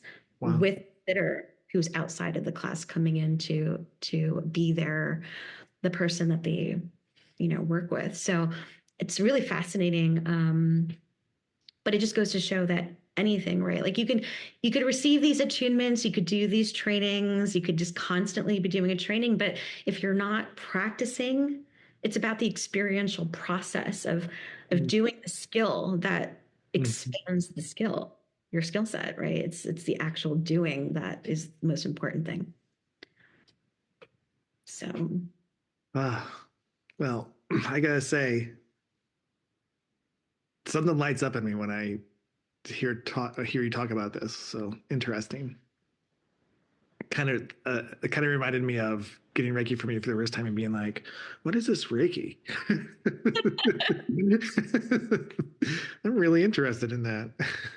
and like, well, what is Reiki, right? We're just bringing our attention to this subtle energy that we all interact with and work with, and I think that a lot of the times bringing your awareness to the spirit world in that way, working with energy in that way, is just like the precursor sometimes for people to then go into mediumship. It's just like a natural kind of trajectory, because it requires you to bring your attention and focus to the thing that you're doing, which is the energy work, right? If you can do that, you can do mediumship.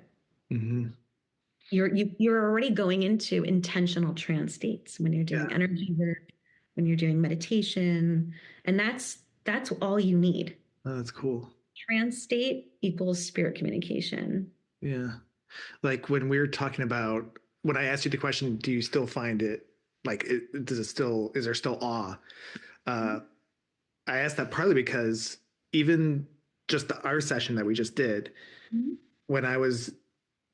when you said that you had connected to, that there is some sadness and grief that you're moving through, regarding things shifting in your life, like that awe comes in me, because I was like, oh my God, I was feeling that and sensing that when I was working on your arms.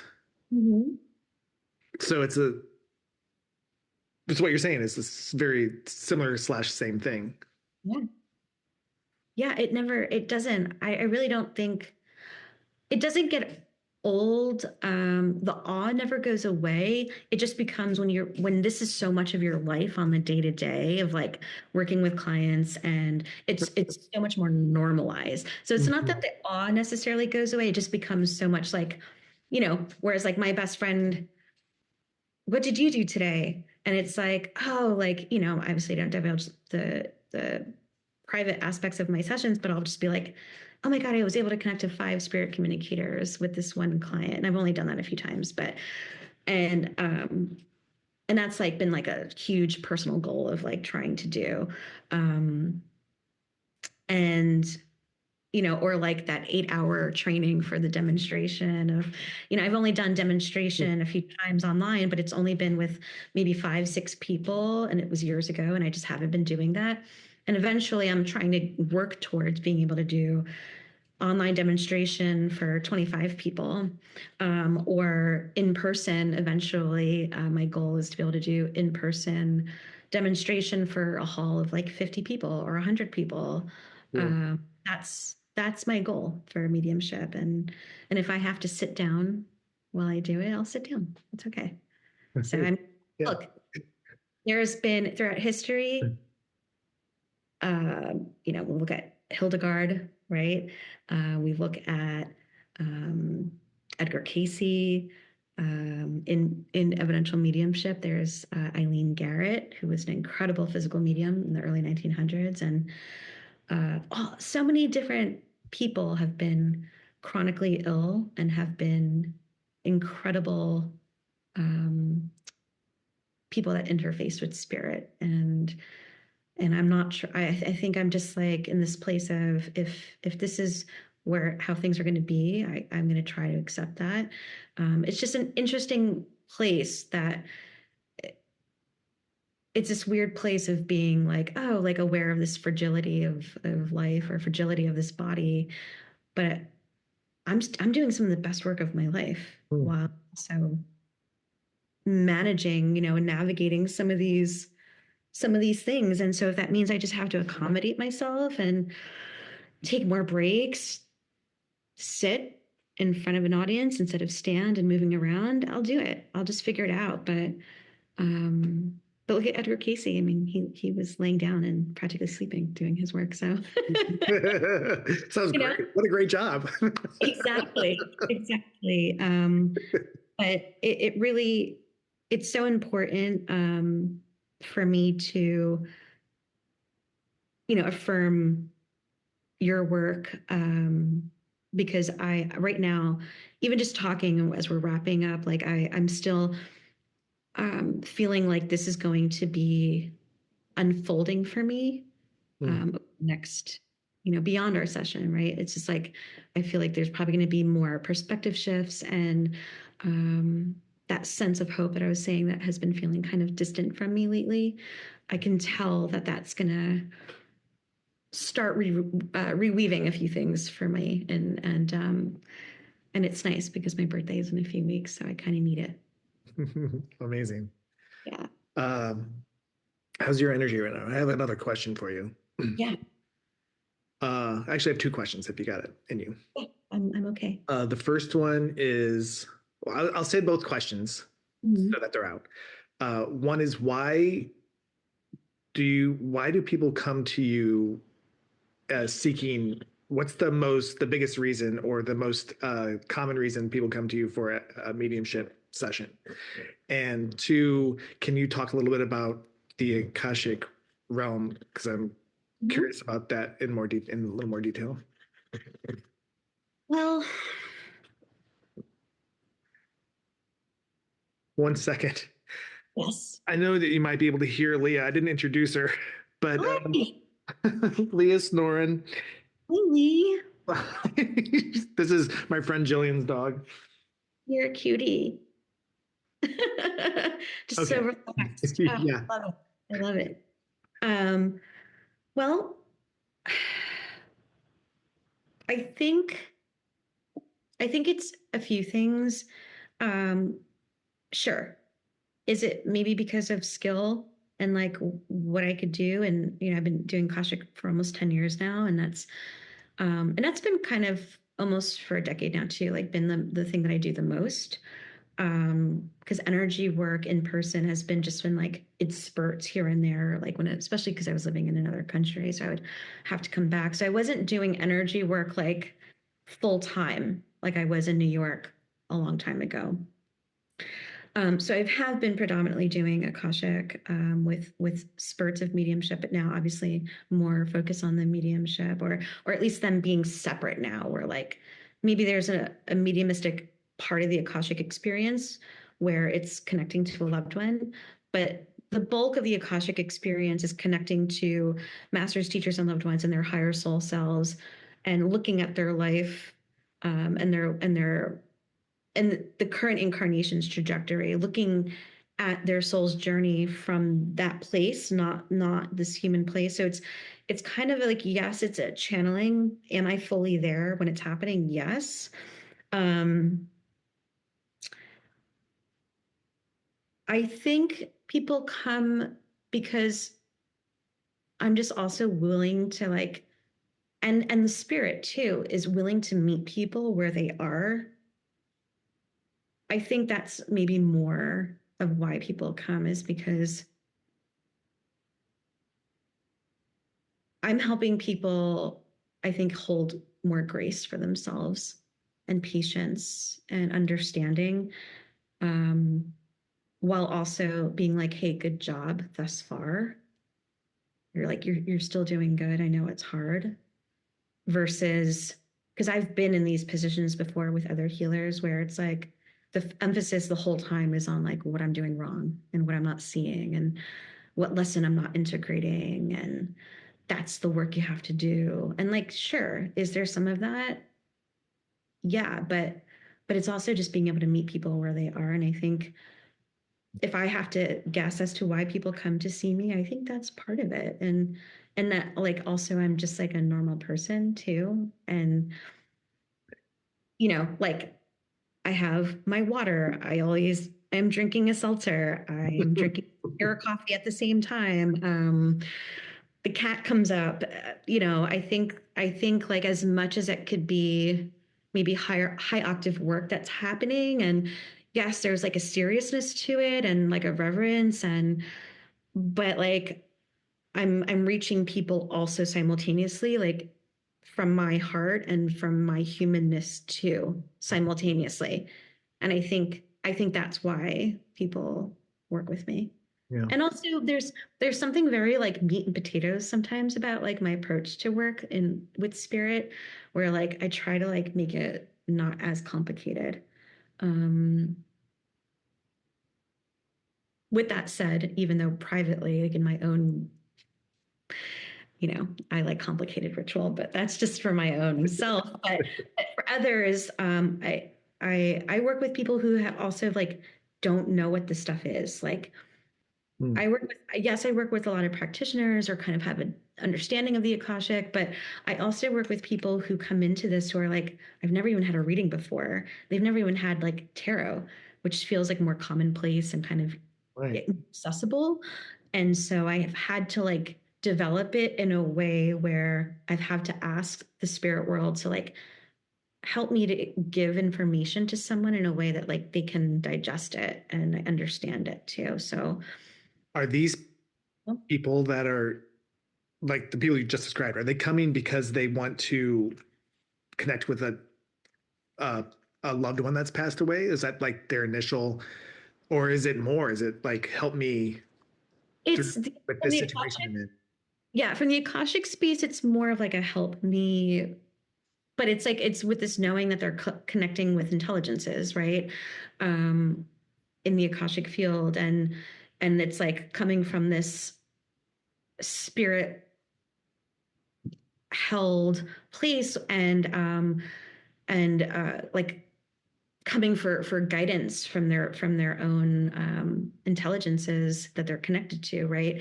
And then in mediumship, yes, it's about connecting more with their loved ones. Mm. There can be advice and some suggestive things that come in a mediumship reading as well. Spirit's never going to like tell you what to do. Like, well, if you don't, my grandmother said, well, if I don't do this, this is going to, it's nothing like that. It's more that they lovingly will suggest things to you that you probably have already had on your mind, but they're going to give you that like, support that you need to follow through with that thing. So it's already like something that you've had in mind. It's not like they're going to say, something coming from like a fear-based place of, well, if you don't honor me and light this candle for 10 days, your whole life's going to derail, things like that. That's not what it is. It's just more of like loving support and guidance. But yeah, in evidential mediumship, the point, yes, is to connect to a loved one that's passed. Mm-hmm. Whereas in the Akashic, it's a whole other bag of things. It can be archetypal supports. Again, these intelligence are not limited, whereas in evidential mediumship, we're just connecting to those who have crossed over.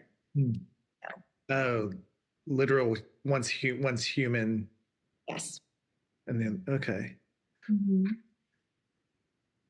What does it look like, feel like when you are connected to the Akashic realm?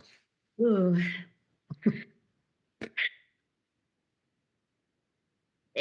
There's two answers to this.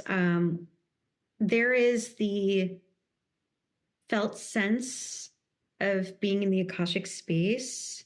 And again, it's not somewhere else. It's more that I'm tuning into that energy that's really all around us. So it's not like a place, because it's oftentimes referenced as like the Akashic records of the Hall of Records. It's like this, we're not going to like a place. Uh-huh. We're traveling interdimensionally to a place. We're connecting to something that we're all connected to and anchored into what they have told me is the Akashic heart flame.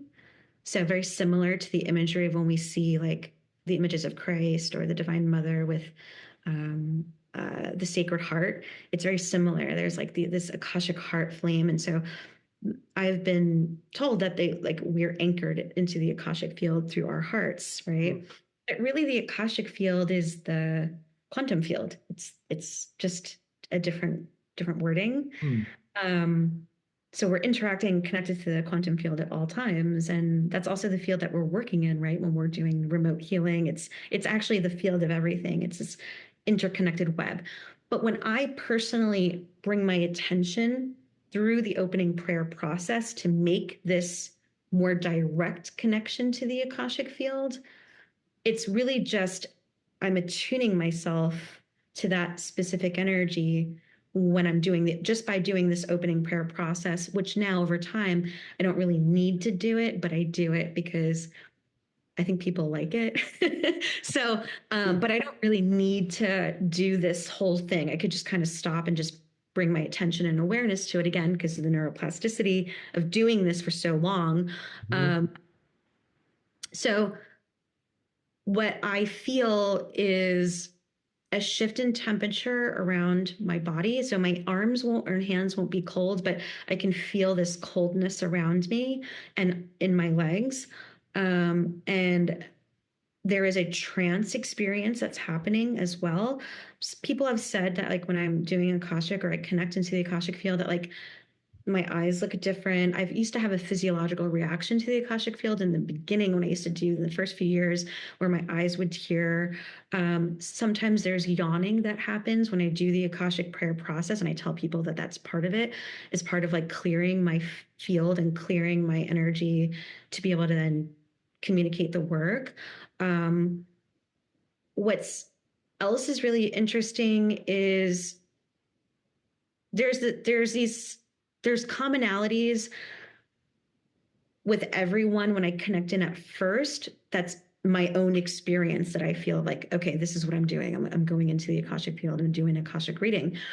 But there's something else that's happening too, is when I'm connecting into someone's own individual divine spark, their own divinity connectivity to the Akashic, their own microcosmic part of the Akashic field, there is something about that energy that's very specific to them.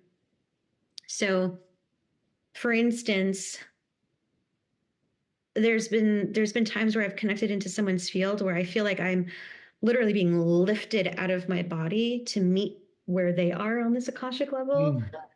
And I've been like, wow. And I'll say to them, do you feel like you walk between worlds? Like you're a daydreamer? Are you psychic? Or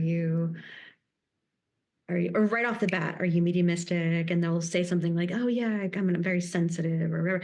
And I can feel that because it feels a certain way. So it's almost like I start to develop like a symbology around those feelings. So then when I connect in with someone, I'm like, this feeling, they're fast. They process fast. My heart rate's going faster. I'm talking faster.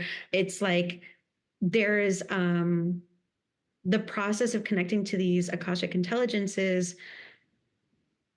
while I'm in that like trance state. Sometimes there's like a physicality that can happen too. It's almost like this happens in mediumship too. It's like a partly physical mediumistic experience. There's also like a physical Akashic experience where I'll be like, I can really feel this tightening in my solar plexus, but it's really how I'm feeling it is this tightness in my diaphragm. And I could say that's my sign and symbol for like they're dealing with trauma or anxiety, and I can feel it in that way. So Spirit and I kind of have developed a little of these like, I know this before. I know this feeling, and this is something that I've seen before. And I always tell people like it's not a psychic reading. While psychic components can be part of it, we're really connecting to this higher plane consciousness and getting their perspective on what it is that you're moving through. And sometimes as that information is coming in, there's that human part of me that maybe wants to like push back and be like, oh, I don't know how I would handle hearing something like that, or like how would I take. And And that's when I have to go, Shan, move. Like, because the minute you try to start to analyze what's coming in, that's how you're dropping out of that alpha theta brainwave state, that trance state that you need to be in to interface with spirit. And you're in this, you go into beta. So it's very similar experience in that Akashic state. I just have to stay in this like receptive building that happens versus me trying to like figure it out all the time. And I know that can sound interesting because it's like, well, I'm building this bank of symbols, but it's because I've felt it and I just say the thing versus trying to analyze what it is, right? So for me, working with the Akashic, because I'm not using tarot, and again, I love tarot, and I'm not saying like, but I don't have anything else to fall back on in a way. Do you see what I mean? Like I don't have the key of the tarot to kind of fall back on. Like, it's just, I'm literally going, hi, how are you? Can I have your name, your birthday?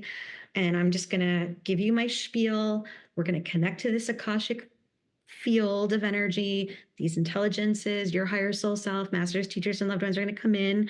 And the first 10, 20 minutes, maybe half an hour, I never know, it's going to be a collective channeled portion.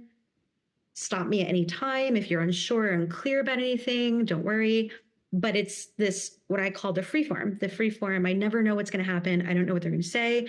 It's again, 10 minutes, 20 minutes, a half an hour. And then let's go into any specific questions that you may have that you want to pose to the Akashic field. So there's time for like a Q&A too. But again, I kind of go into it blindly because I don't know these people, or they were referred to me, or even people that I've been working with for years, but there needs to be time in between. So I don't see people like, it's only 6 months to a year, because we have to allow things to change or else the messages are going to be the same. And so it requires a lot of trust. When I first started doing the Akashic or being interested in the Akashic, I spent the first 6 months reading this pathway prayer that from Linda Howe and her book that I never finished. I just opened the prayer and started doing it. And I would fall asleep every single time I would open my Akashic records, and I'd be so pissed. Like hours would go by and I'd be like, I need to eat dinner. Like, what the hell just happened? Like I would just go out. And it happened, and I'd be like, well, what's even going on here? I don't even know. And this happened for like 6 months.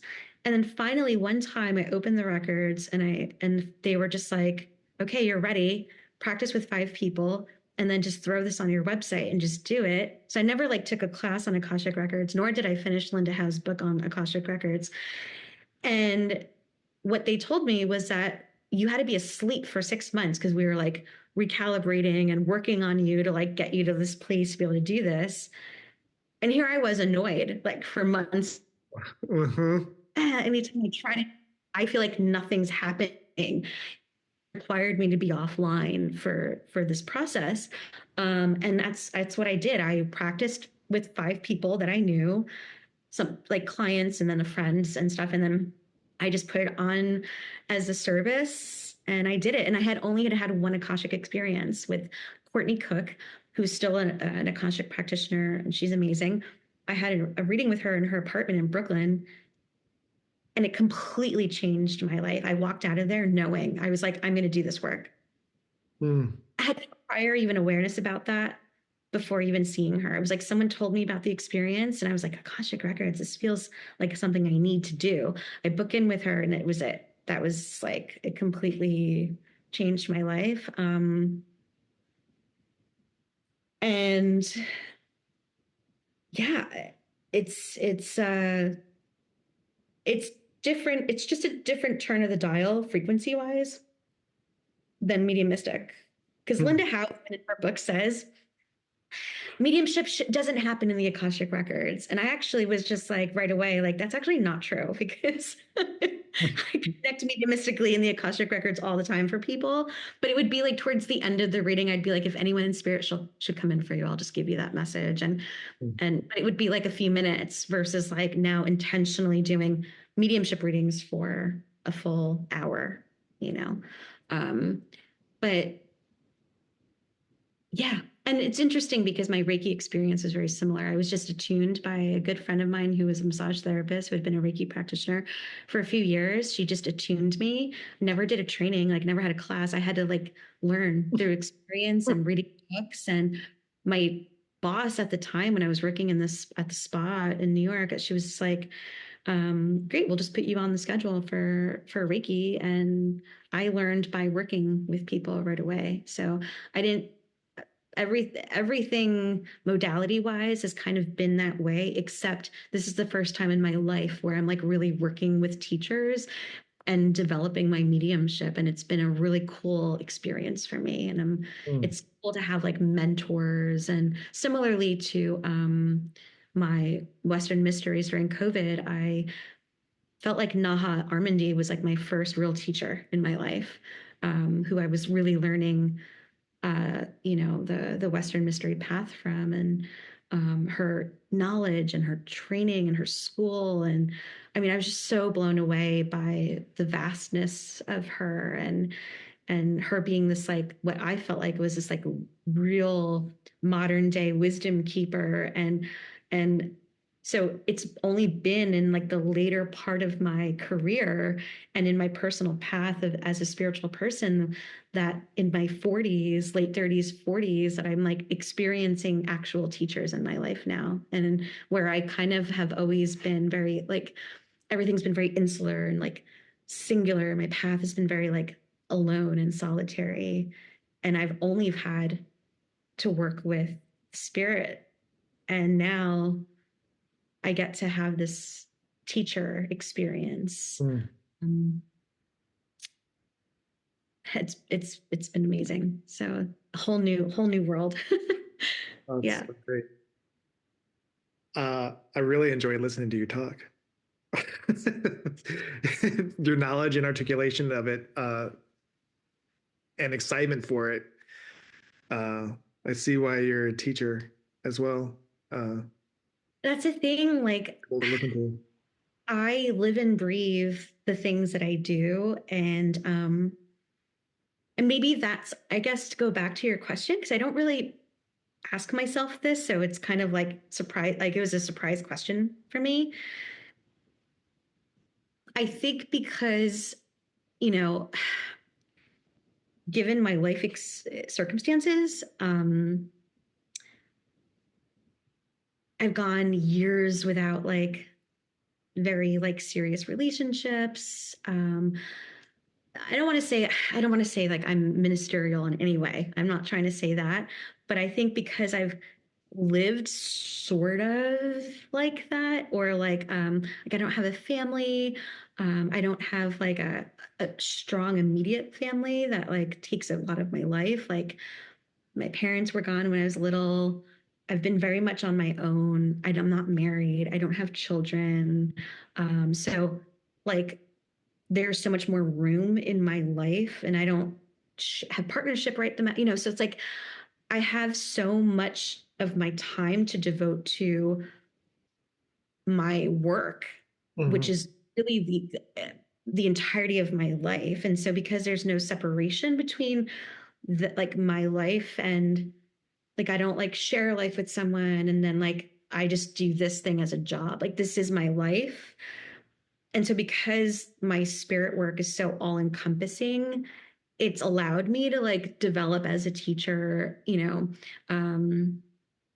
all these years and pull from experience because I do this work full time. Like I know a lot of healers who have other backgrounds, they've come from other skill sets and careers. They've had this whole other life before doing this. And that has not been my experience. And in some ways, do I sometimes, especially in the last few years, because being an entrepreneur and having a business, and it doesn't matter what sector and industry it is hard.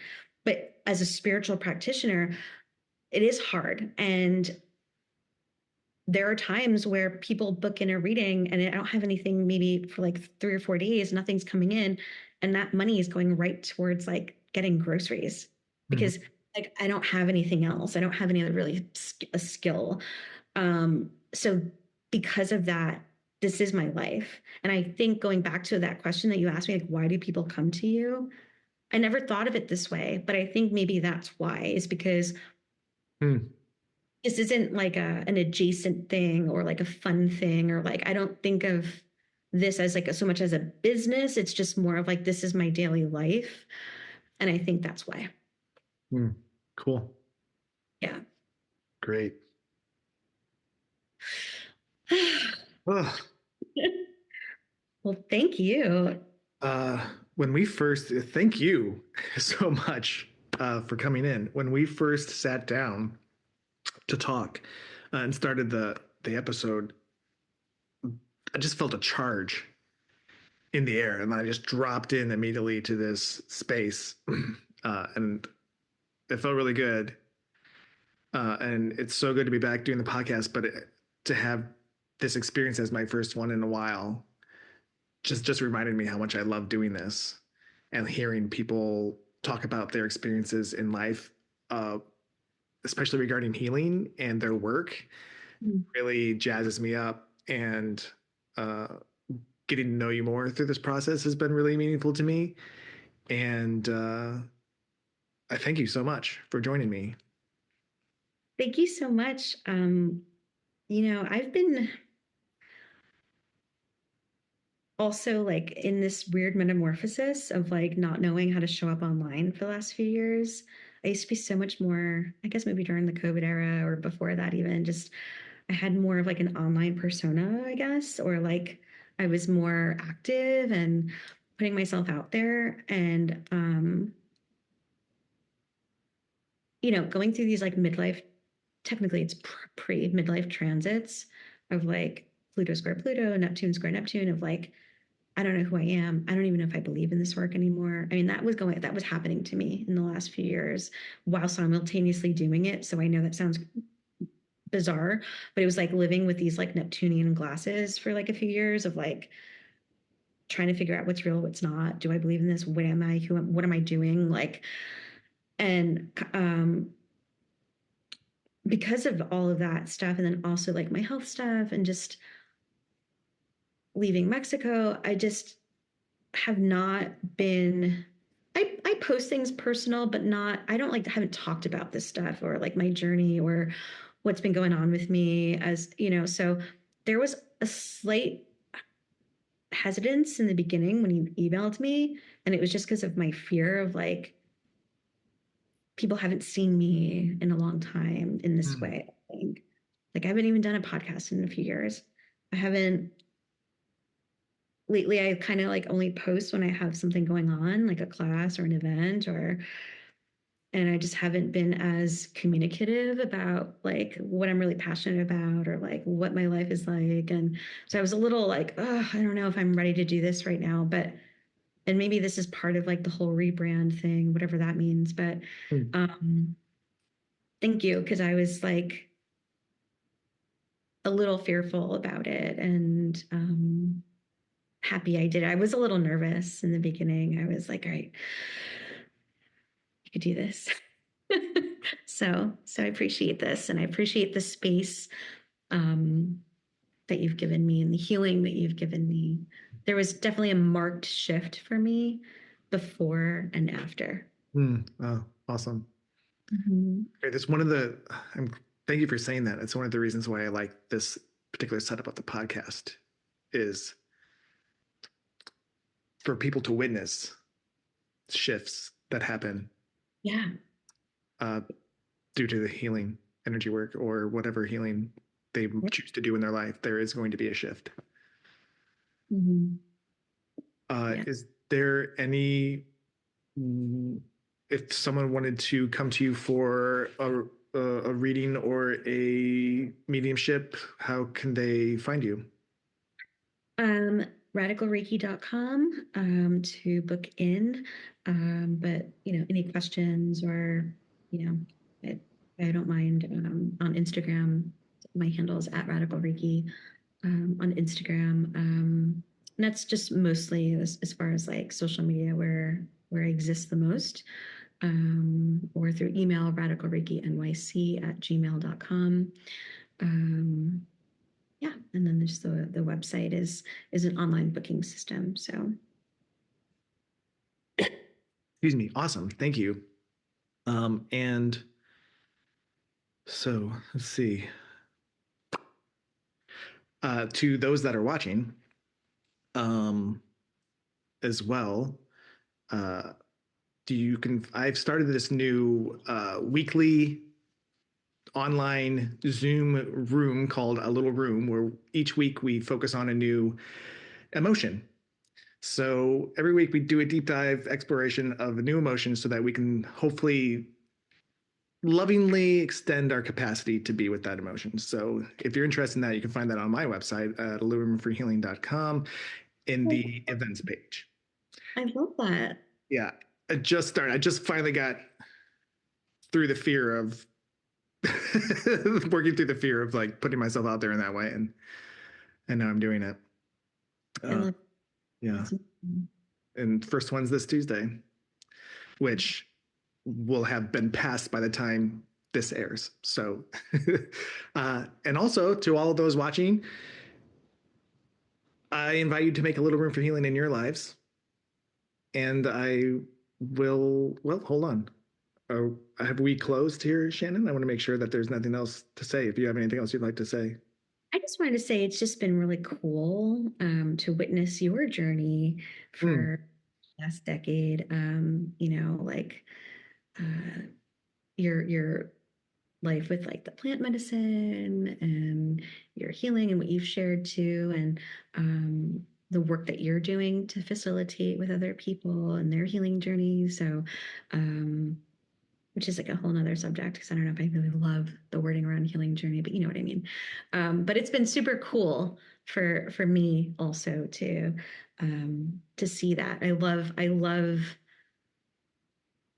being able to witness people from where they kind of started, at least in my awareness of their healing, by working together. So it's been super cool, and I'm very excited to see not only how far you've come, but also where you're going next and what you're doing, and just being asked and being part of this podcast experience. It's been great. So thank you so much. Wow. Well, thank you so much for that. That feels really good to hear. Okay. With that, we will close officially. And I will again invite those watching or listening to make a little room for healing in your lives. And we will see you next time.